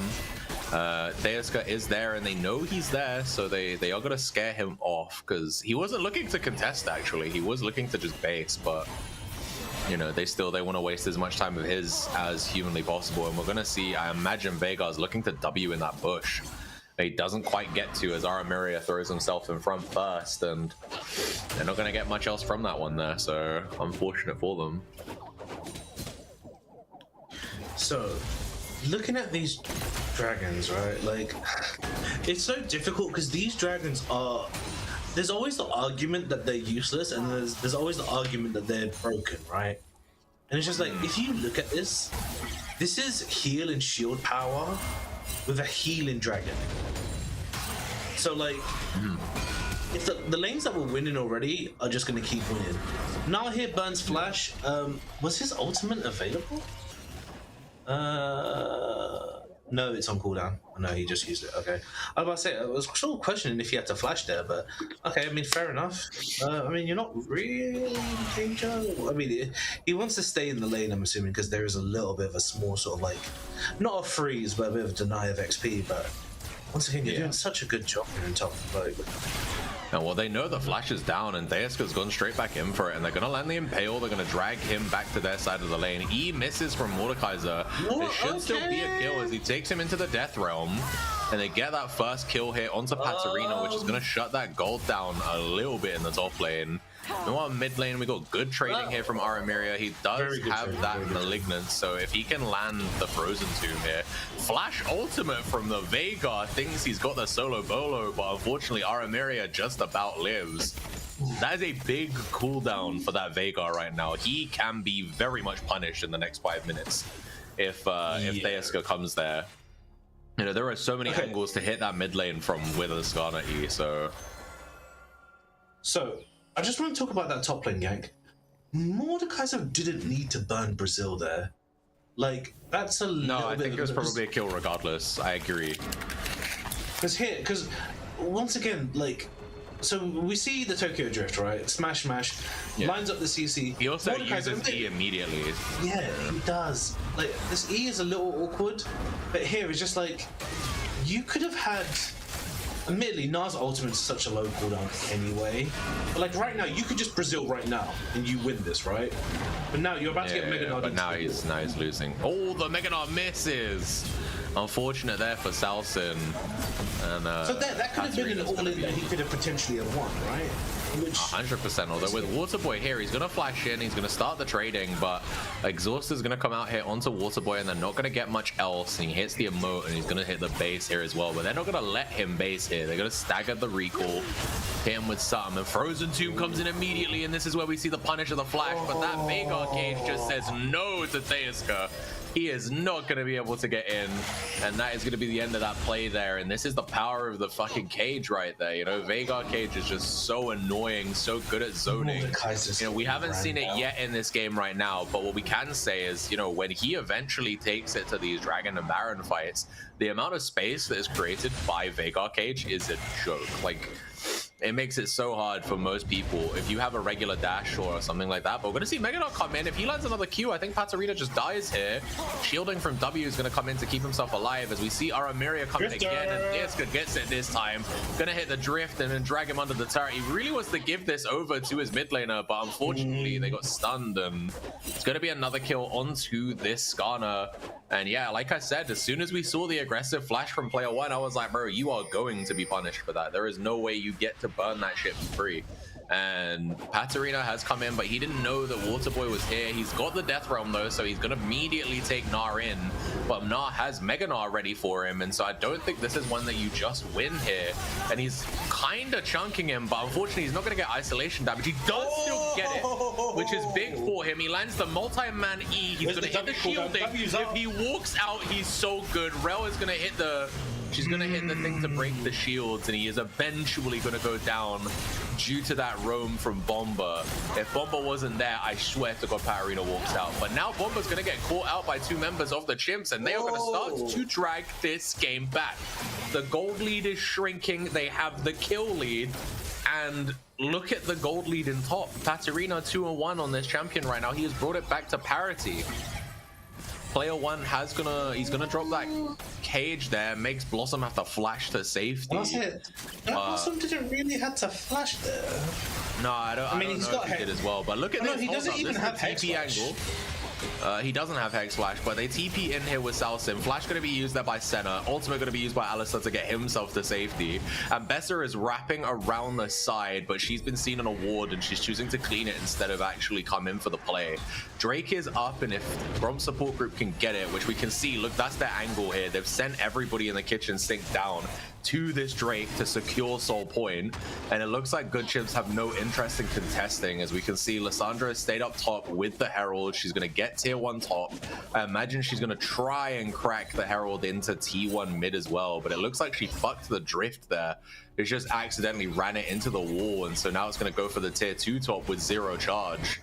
I don't know if we can get a replay of messing that, but I would like to see it because I think it was probably quite funny. And where is Waterboy at right now? He's got the public execution and he actually gets out. But that was illegal. That was genuinely illegal. He should not have been able to escape from that. And that is the power of the Ambessa right there with our 4 million dashes, 200 power of Ambessa. That's bro, that's the freaking arcane buff right there. Jesus Christ. Yeah. What the hell? That is so cancerous. Yeah, the fact she got out from a play where no one was even there. As we see, yeah, Mario Kart Double Dash Gaming, as Eunice has called it in the chat. Which is accurate, unfortunately. But yeah, 600 gold is the lead right now, and let's see what we can see. So this is the first replay. This is the Mordekaiser 1v3 where he still gets one. So we can see Ambessa jumps in on him. She gets Q1, Q2. She's got the shielding on. He takes Na to the death realm here, where he very nearly kills him, but he doesn't quite finish it. But as we get back to live, we got a big team fight going on here. There's nothing to fight for 90 seconds though. So what are we fighting over this mid turret? You know, we've moved. True. That's what we need to do. If this game goes to a game 5, me, you, and Aaron are gonna do a acapella medley of the 2.5 Men theme song. That's what's happening. You know what? Take it to a game 5. I'm down. Yeah, cool. Aaron's got to do the high-pitched one though. I'm telling you, he's got to be. Well, I can't remember the name of the kid. But he's got to be the kid. He's Jake. There we go. Yeah. Oh my god. I'm down. I'm actually down. Because if they make this into a game 5, even if they lose at the end, they deserve something. Look at the picture for the Herald. He tries, and then he whoops into the wall. Unfortunate. Where did he get Revoke this man's driving license. That man a drunk driver. Yeah, for real. I mean, he's not a jungler, to be fair. You know, some people don't learn the drift unless they play the jungle. You know, he needs to sentence that man to 100 games on Nunu right now. That's what I was about to say. I'm a jungle and I don't know how to drive that thing. I ain't gonna lie to you. Oh, for real, crazy. That's why you need to put some games in on the Nunu tech, bro. That's what happens. The Nunu will train you. You learn how to use the W, and then that's basically the exact same as using the Herald. Just the Herald is slightly slower. But hold up, we might have a play here. As it looks like they're moving on towards our Emiria, and it looks like Megadol wants something as well. Pizzazz is coming up the side. Death Realm gets popped immediately, but I don't think this is a good place for Patarina. I think he must. Surely you can still see them in the Death Realm, right? But now he's gonna just go down here. He's gonna try his best to do some damage in the meantime, while his team gets some plates on the mid-tier one. But that's gonna be public execution popped here. Senna is trying her best to get out. She's gonna try and kite this one out. She's on 2 items right now. She has that Black Cleaver completed, so she does hurt, and she heals a good amount too. And there's going to be a TP here as well. Lissandra's making her way, and that's going to scare GSG off of the play. Yeah, exactly. So, yeah. Look at the health bar differences. Like, the Senna damage is okay. I mean, the damage is there, but the DPS is non-existent. This is so horrific. Yeah. She needs more stacks than she currently has. She's got 44 stacks to her name. It's not quite hitting enough. I can't remember what her major thresholds are, but I know that she gets more range and more damage the more stacks she has. So the more that she can get here, 20. Yeah. Okay. So yeah, when maybe she gets to 60 stacks. Range. So yeah, like every 20 she gets more range, 60. And then like, yeah, I can't remember the rest of the conversion, but I think we're looking for about maybe 100 stacks, 120 normally. Because once again, this is the problem with Senna. Senna is just like, how do I explain this? Who's like a really good Sheen abuser? Okay, imagine Gangplank. Ezreal. So yeah, imagine Ezreal, but like just bigger range. That's it. But Ezreal's Q's actually hurt. Yeah, like, I feel you. I mean, eventually Senna's Qs will hurt, but yeah, we need to get to that point. Like Senna, we've got so much scaling left to do, and like Senna's there's a reason why like this champion has always struggled. Just in general, sorry, like this champion's always bounced back and forth between ADC and support. And unfortunately, at the moment, it's just that her best role is support. ADC Senna, it's very difficult to let her shine. From the looks of it, is that Dusk and Dawn she's building? It might be. We've got a Kindle Gem in there. It could be a number of things. Kindle Gem builds into quite a lot of stuff nowadays. Oh, Impale does land there onto player 1, but this is a really iffy fight as a Magnus Storm is going to land onto 3 people, and Senna is going to go down, and this is going to be a clean fight here for GSG because they are not looking at Fazaz at all, and he is getting to wail on people for free. Mordekaiser is in the middle of 3 people, but he cannot kill a single one, and that is a completely one-sided fight for Gromp support group. And as quick as you can see it, that's going to be a 5k gold lead for the Gromps. They are more than happy to take that. They get that first turret there in the mid lane as well. They have claimed every single outer turret, and they are going to get the soul, Hex Tech Soul no less, for free off of the back of that win. So, oh my God. And don't correct me if I'm wrong. Hex Tech Soul win rate, I believe, is the highest win rate of all Drakes. No. So here's the thing. Oh no, I stand corrected. It is not. It's actually the second lowest. It's is it it's 87.4%.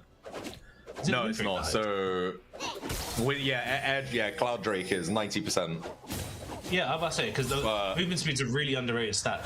But here's the thing.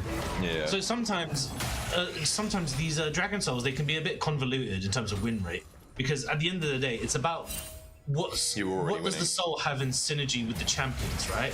So for example, Earth Drake will have Infernal Drake probably has a low win rate because not everyone builds enough AD or enough AP for it to be notable / effective, right? But here's the thing. Oh, 1 second, we got a drifter. Oh, shizzle, Hazard is overextended, but he's basically dies there. He's finally gonna go down there. Shut down onto Theaska though is not great. He's your tank right now. You really don't want him to have that gold. And I think they're gonna be able to turn this play around though. I think Waterboy is gonna get caught. Waterboy should die here, although look, he is very persistent. He eventually survives, but now we see a 1v2 here in the bot lane as Pat Arena is trying Mega Nod into the Veigar cage. Yeah, I don't need to make you hit terrain when I can make you hit the cage. You know, the cage is terrain nowadays.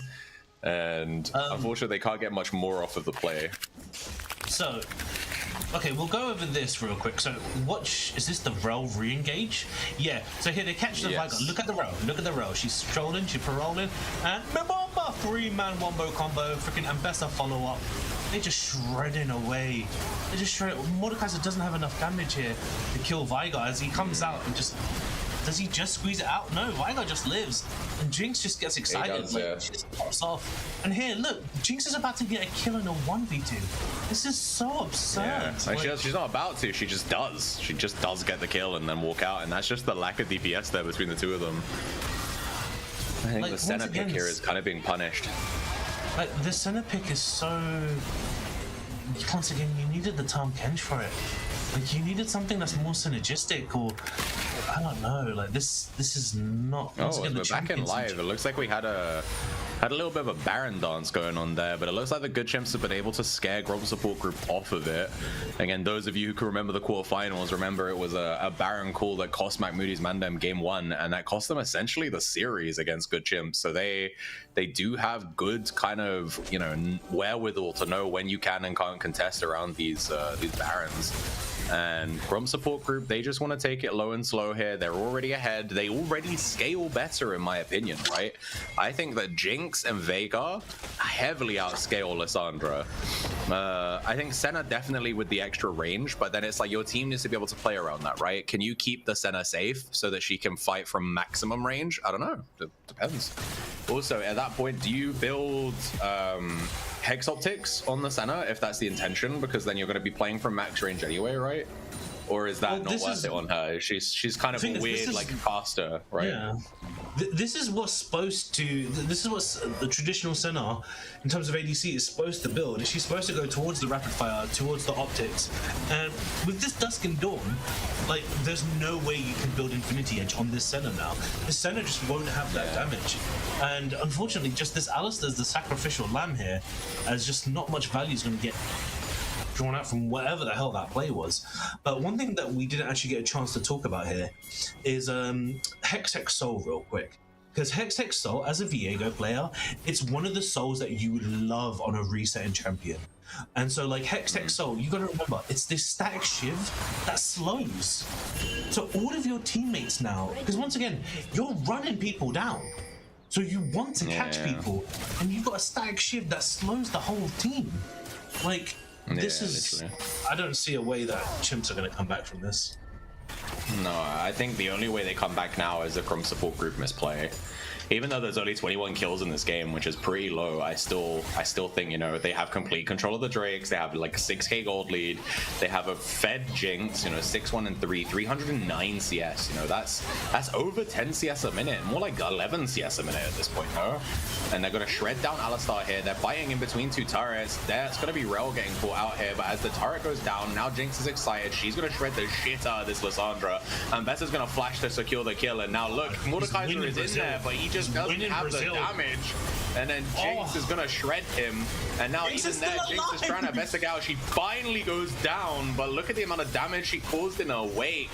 And finally this play looks like it might be going Chimps favored, but honestly it's still pretty kinda messy. Like, Ambessa's still aggressing on them. Nara's getting to base for free, and that was all 4v5 by the way. Player 1 wasn't a part of that fight. He just fought it. He just pushed the bot turret and just, you know, got free turret plates and free turret. Like, he's more than happy to take that. And, you know, even though the play looked like it was kind of going for the good Chimps, the gold lead blew up by 2k. Like, they lost a fight and somehow the enemy team, they won a fight and the enemy team gained gold. How does that work, you know? It was a 4v5, and by the end of it, it looked like they were in control, but the reality is they lost 2,000 gold in the interim because they lost a turret, they lost every single plate on the tier 3, and like 4 of them died, you know? So it's kind of dire straits here, and you know, we have Elder in 3 seconds. It is... You know, I have a feeling this game ends after this next fight, right? I think the Gromp support group are either going to throw it all here, or they're going to win. Like, and if I had to bet, at this point, with the lead they have, they're going to win. And we're going to see Alistar's going to get caught here. Magnet Storm is going to come out. Alistar does throw himself in, but the team are nowhere nearby, so he is basically just sacrificing himself at this point. We're going to see one person die here in the backline. It looks like Meganar is going to go down, but then Neas is going to get killed as well. Jinx is still excited, and Aramiria is just standing there getting caught. And with the reset coming in again here for Jinx, this is going to be complete control over to the Dragon Pit again. They're going to start focusing on this Elder Drake. There are only 2 members alive at the Chimps, and that could be it for them, as we're going to see they turn eventually here onto Katarina. Katarina's going to take Rel into the Death Realm because it's the only person he can kill, but he's struggling to kill even her, and she's not going to die in the Death Realm, and they're going to just feed the kill over to player 1. Dutch Pichu's going to base because they know they can't really make a difference here, and that is gotta be probably the end of this one, surely. 10k gold lead now. They've got 2 minutes, a little bit of change on that Elder Dragon. They're going to immediately turn their sights over to this Baron buff, and I think that they should get it completely uncontested. The only people alive are Blossom and Dutch Pichu, and I think it's going to be rough, but they're going to get that one pretty free there. GG for them. They're going to hit the base as well. 11k total gold in the lead, and now it's just a matter of grouping up as 5 and seeing if we can finalize it. I mean, you could just ARAM this down, surely. I believe so, yeah. I think at this point there's only one turret. There's only one turret left in their way, essentially, which is the tier 3, and then they're in the enemy base, and it should be free for them. Yeah, realistically, you could just have Rel and Nah just send it the moment he goes hyper. Yeah, as soon as she gets excited, they can take any fight. And you gotta remember, they have over a minute left of this Elder. So wherever they choose to push, I think the good Chimps have to basically run away. Like, there's nothing they can really do. They have to play with their tail and their legs. Hex Soul with Elder. That is so disgusting. Hex Soul, Elder Dragon, Baron buff, Fat Wave, two cannon minions smacking this mid tier 3. It's so hard right now for the Chimps to do anything. Genuinely, I think that the chances of a comeback here are slim to literal none. So from support group right now. Elder, like, this is so disgusting. Those are 2 auto attacks. Yep. Yeah. Look at it. It's so hard to play through. It's literally they're all nanos. So we're gonna see last ditch effort here between the Chimps. Aramiria throws herself in. Theaska sends himself in, and this is essentially a killing line right now. They are just walking into die as Gromp support group are gonna take it. The only finals of all three to go in 3. Gromp support group are our Winter Open 2026 Grand Champions. Congratulations, boys. 3rd time is the charm. You guys are going to take it here in 3. Quickest of the 3 finals on the Sunday night. Good job to you. Commiserations to Good Chimps. You know, for your rookie split here in the MiniLCS, 2nd place is nothing to scoff at. That is a very good placement, and especially considering literally nobody believed in them, and they brought every single game they won was a game the majority of the people didn't believe they could win. Like against MacMoody's, they thought MacMoody's would win, and then boom, Good Chimps 2-0. Against Fruit Maxers, they think Fruit Maxers will win. Boom, 3-2. They drag it to the finals. Unfortunately, you know, bad day for them here in the finals. Gromp support group had their number. 42,100 to be precise is the number they had with the Jinx damage there. God damn, Pizzazz is crazy with it. But you know, 2nd place is yeah, like I said, nothing to scoff at. But let's talk about the champions here, who I think had a masterclass showing, specifically in the bot lane this entire series.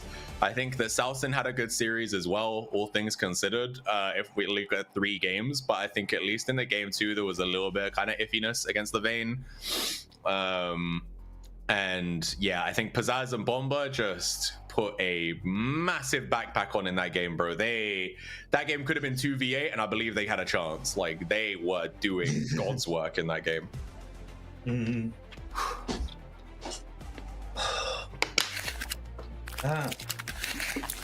That was League of Legends, ladies and gentlemen. Yeah, for real.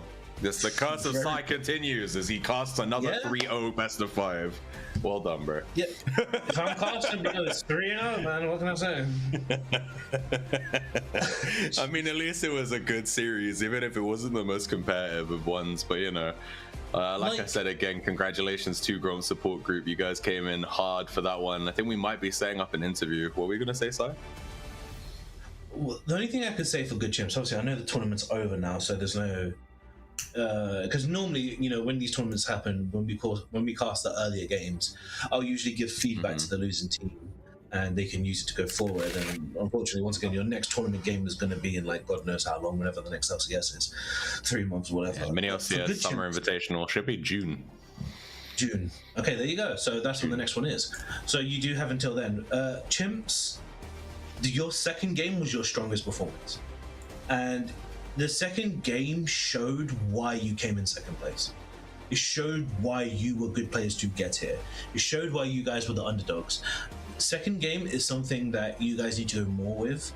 Assuming you guys stay as a 5-man unit, the jungle needs to be on damage. Jungle just can't be on DPS. Jungle just can't be on like tanks and utility. If that's what you prefer, then I don't know, maybe look into Mundo or something. But like, the jungle, once again, I don't know the player personally or anything like that, but like, you do well, there is a higher chance to win the game if the jungle is on damage. Because even on Skarner, even when you're trying to give over kills, you're getting all of these kills. So even the gameplay is telling you need to be on carries. Mid lane, you did absolutely fine. You had the game even in lane, you had the game even outside. There were opportunities. In that last fight, you almost blew up that Jinx in the middle of 3 people. So once again, it shows that you have the potential there. Bot lane, obviously, it's a bit hard to sort of give you feedback because once again, you was against a master tier player, and you know, Pazang, he's really solid there. So if anything, I would say just walk it off. I know that one's a bit difficult to say, but like, you guys did amazing. Game 2, Game 3, you guys did so well. Game 1 is really unfortunate. Game 1, unfortunately, you guys did get diff, but in games 2 and 3, you guys did do really well, and that's something to hold your head up high and be proud about. The only thing I'm going to say, ADC, you need to be more wary that if you're going to play these low DPS ADCs, you do not win ended trades. You don't. You take short trades, you walk back, you heal off the minion wave, rinse and repeat until you can kill. stop taking long trades. You lose to Lethal Tempo. You played Smolder. You played MF. You played Senna. You played these champions that on the short trades, and you need to play around that. Support, nothing massive. Top lane, just go to game 2. Like, I called you out quite a few times in there, so that's just enough. Keep your ego in check, basically. And yeah, that was it. Yeah, I think in game 2, if he played a little bit more conservatively around when they weren't sure where the jungler was, I think that game would be a different story. Game 2, they read you like a book, basically. Like, game 2, Pantheon was just like, and 5, 4, 3, 2, 1, Vayne overextends, I press W. Like, yeah, exactly. Yeah, we can hear you, mate. Yeah, we can. Yeah, we have an interview ready. I don't know if we have cams. Let's see what's going on. Hey, Oh, shit, wait. there we go. Let's go. Congratulations, boys. Third time's the charm for you guys making the MiniLCS Winter Open 2026 championship. You know, it's been an uphill battle, but you guys made it. Honestly, you made that one pretty cleanly, if I say so myself. I think this was the cleanest run. You guys... You dropped one game in the entire playoffs? Like we dropped 2 games in the entire tournament. Yeah, but in playoffs you only drop one. You only drop that one to Hardstuck helmets. Where I'm not taking the blame for that. had a 12k gold lead bot. Yeah, you had a 12k gold lead bot and your team just fucking collapsed. I had a 12k gold lead. But yeah, how you guys feeling, man? Champions. Like I said, third time's the charm. Yeah, but like this time we were not fucked over by the internet, because in summer we were fucking robbed because we spawned. Me and Passas could not play because we had the internet issue, so we had to substitute like the 2 lowest elo guys in, and then we just lost and we just spawned in lower brackets. So finally redemption, you know. Let's go. Yeah, you love to see it for sure. Yeah, I mean, there was no losers bracket this time, so you wouldn't have had that opportunity to come back had that happened again. So it's a good thing it didn't, because honestly, I was losing double a limb this season was it was a choice, and in the feedback form, a lot of people have been asking us to bring double a limb back, but we'll see what happens. I think the group stage so far I think it was pretty good. I think people got more games in on average. You know, even the teams that didn't qualify for playoffs, I think overall it worked pretty well.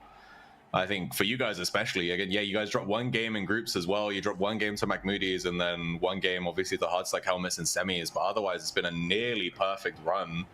And we have Misko in the Twitch chat being tilted. What was he saying? At least you didn't get fucked over by your teammates not being able to play Keck W. I don't know, man. I think I made it hard sometimes for my team. So yeah.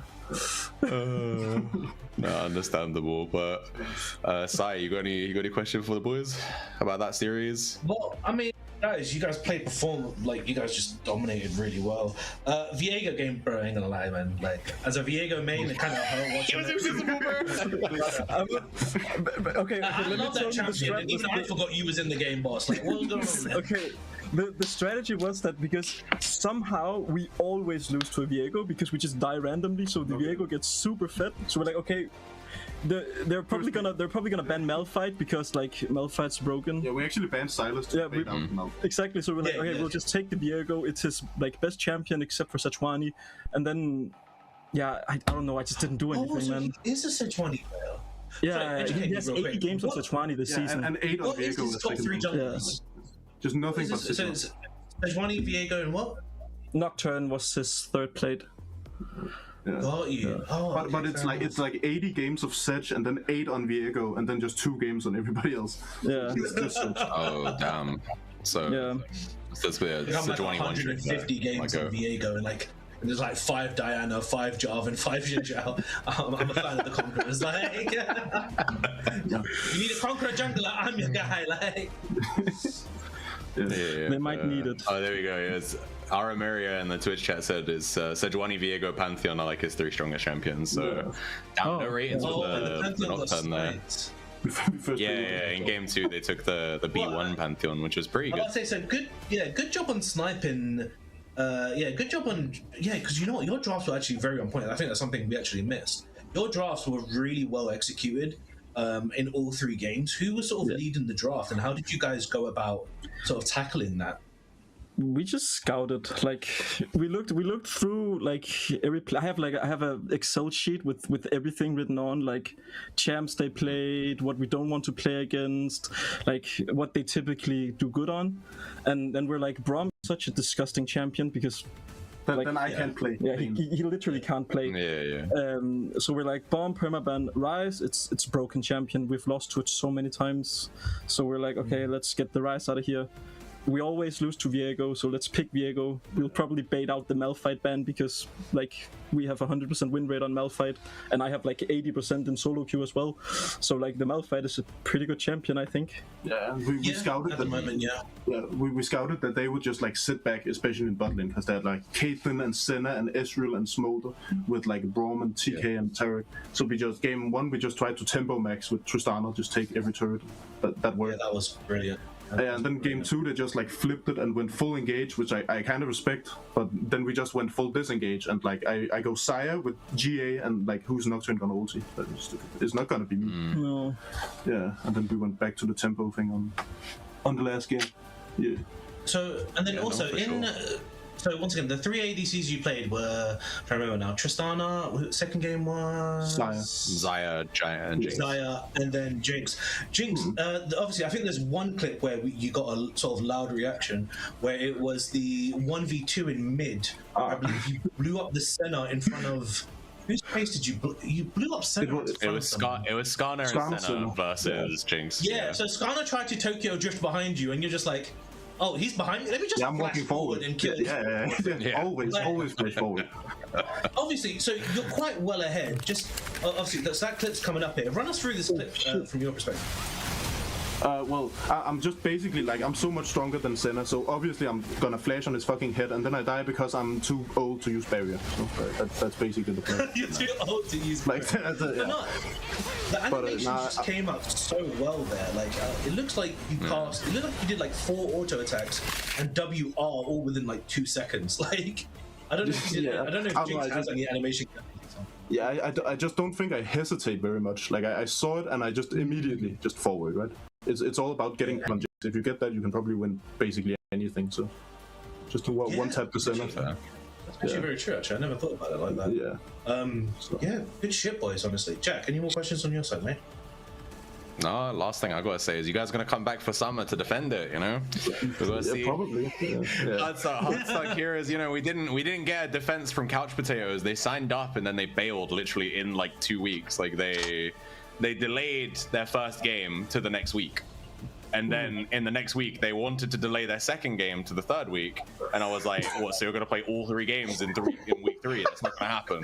And then I was like, you guys need to give me dates and schedule this shit or just sort it out. And they were like, yeah, no, never mind. We'll drop out. So unfortunately, we got no real story of can they not defend their title. So going into summer, I want some assurances. I want to see you guys in there. You know, we need to see. I don't know whether or not we're gonna come back with the Dillamond esports again. So we need some Danish representation. No, why not? I don't know. We wanted to play against you so bad. I wanted to play against you guys so bad. I think it would have been a good match, but we got fucked by Hardstuck helmets. I don't know, man. We play so much through Tula that they sent literally. We played 2 games because they 2-0'd us, and they sent 10 bans his way, and they gave the R5 pick to their top laner both games. And then their top laner still lost lane in game 2, by the way. And I was like, I was molding in Champ Select, to be honest with you. I was like, this is bullshit, bro. And I have this fucking guy in my ear, Aaron, telling me maybe we should give MVP to the top laner. Shut up, bro. Shut up. Nah. He doesn't deserve that. You give it to the mid laner or the jungler. They actually won that game. He was just a passenger, bro. They gave him the keys to the house, and he nearly didn't open the door.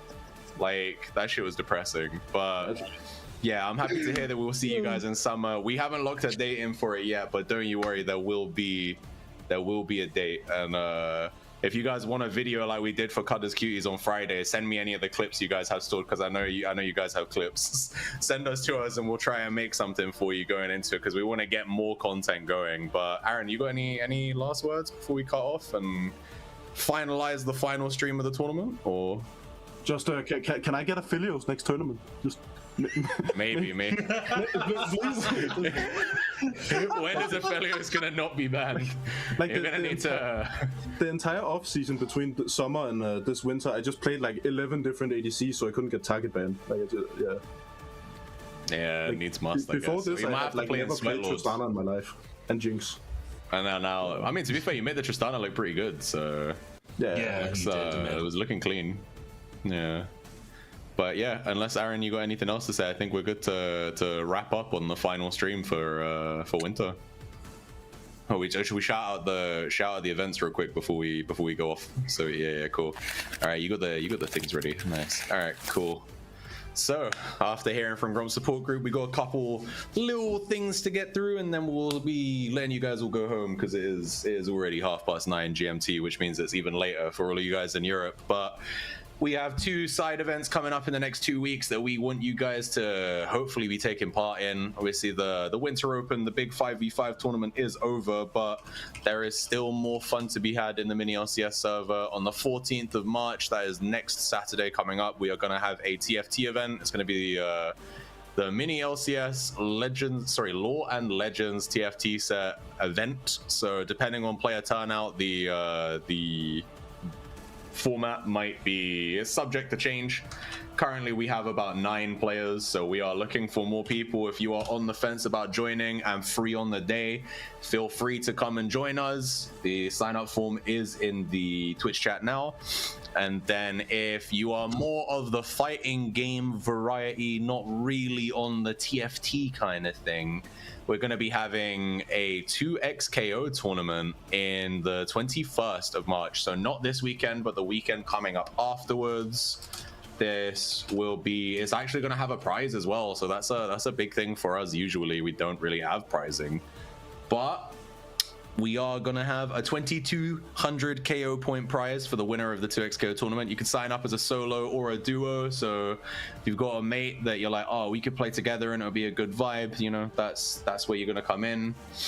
And we will hopefully see all of you guys there. Again, sign up form is going to be in the Twitch chat as we speak. Just drop that one there for you now.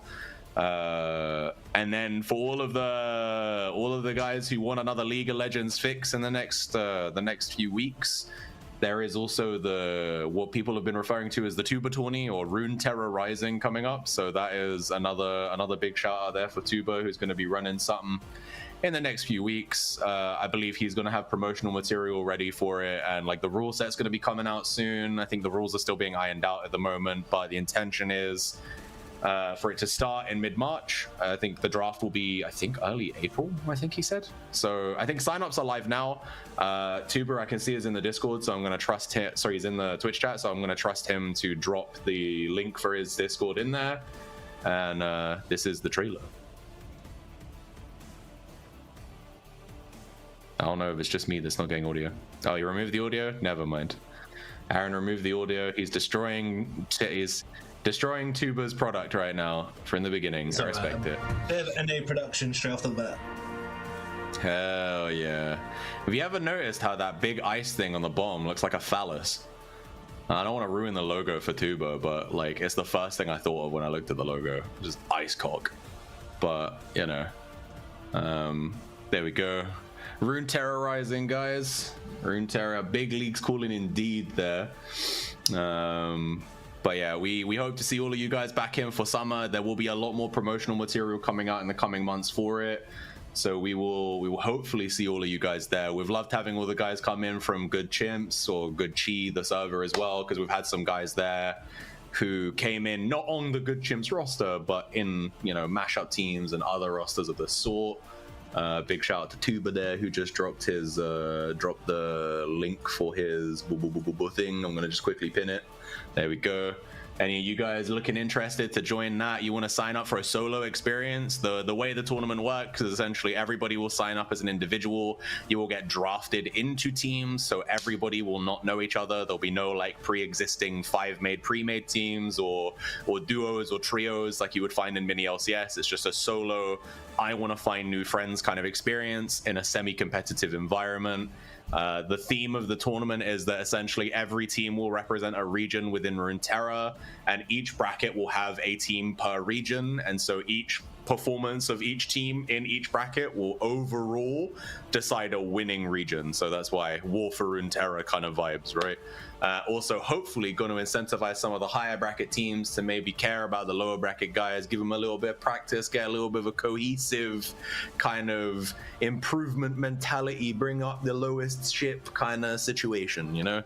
So that's the vibe. If that sounds like something you want to take part in, we have pinned the Discord invite in the Twitch chat that will be there for you to join. Believe, like I said, start is going to be early April. Unsure how long he intends for it to go. I know he wants at least 8 teams per bracket with minimum of 3 brackets, maximum of 4. So we're looking at a hopeful estimate of about 230 players. But we will see. We will see. That might be less. It might still be the 3 brackets. It will be fearless, yeah. Yeah, I think all competitive events these days are kind of fearless. We were like the last ones dragging and kicking our feet because we were like, no, I like OG League. I don't like fearless. But to be honest, I think the community sentiment on fearless has been pretty good. So I think it's done pretty well for this tournament. Aaron, opinions on fearless? Yeah, no, it's good. It's good, even though I never get to play my champ. It's alright. Even if it wasn't fearless, you wouldn't have gotten to play Alawi that much because they would have just banned it every game anyway. Didn't make a difference. If anything, the only thing it would actually incentivize is people to pick it, and if they're not good on it, you can punish it, right? Because they're like, oh, then he doesn't get to play it. But if you know the matchups really well, then you can maybe, you know, there's angles, there's more diversity, a little bit more depth to it. But yeah, anyway, enough yapping from me. It's 9:30. I got work in the morning, as I'm sure the rest of you will do as well. So let's wrap this one up. We appreciate all of you guys at home watching the stream, enjoying the content, taking part in the content. You know, we wouldn't have this if we wouldn't have this thing to do if there weren't people to do it for. You know, if we were just sat up here streaming to no one, we would have nothing to talk about. So we appreciate all of you guys up in there. And we will see all of you, hopefully, or at least those of you who are TFT inclined, on the 14th of March for the Lore and Legends TFT event run by Misco. And then again, for the guys of you who are fighting game orientated, we might see you at the 2XKO tournament on the 21st of March. And hold tight in the Discord for announcements on future events, because, you know, we added more people to the mod team with intention to start running more small-scale events in between the majors. So, you know, we want to do more 1v1 events. We want to do more kind of kooky events, like there's been talk of an Aram Mayhem custom 5v5 thing we could maybe do, you know. Get some stuff going. It could be fun, right? It could be interesting. If that's something you're interested in, there is actually a suggestion box form you can fill out. I'm gonna actually put that out in the Twitch chat as well, just, you know, because we've already put about 3 forms in there already, so let's drop a 4th one, boys. And there we go. But yeah, otherwise, again, we appreciate you all for taking part. We would be nothing without you guys coming in, taking part in the event. There we go. We see all 8 teams from the Weenie Hut Junior bracket as Aaron's going to run through Hardstuck Heroes. This was only a fraction of the 22 teams we had in that one. Genuinely, it's going to show all of them. It's just slow. Okay, oh, there we go. Photom. It goes 8 at a time, so we got at least one more of these, but yeah, every single one of these teams. Look at that. You had the 2 finalists were next to each other there as well. That was very intentionally done by you, Aaron. 100%. And last but not least, the Sweatlord brackets where Cutter's Cuties cost me my hair once. Yeah, good guys. Love that. Final shoulder for them, and I got my scalp taken. Well done by me. But yeah, I think unless you got anything else you want to add, Aaron, I think we're done. I think we get to close the door on this here project as the AI on my thing fucks up. And yeah, we will see all of you guys in summer. Peace.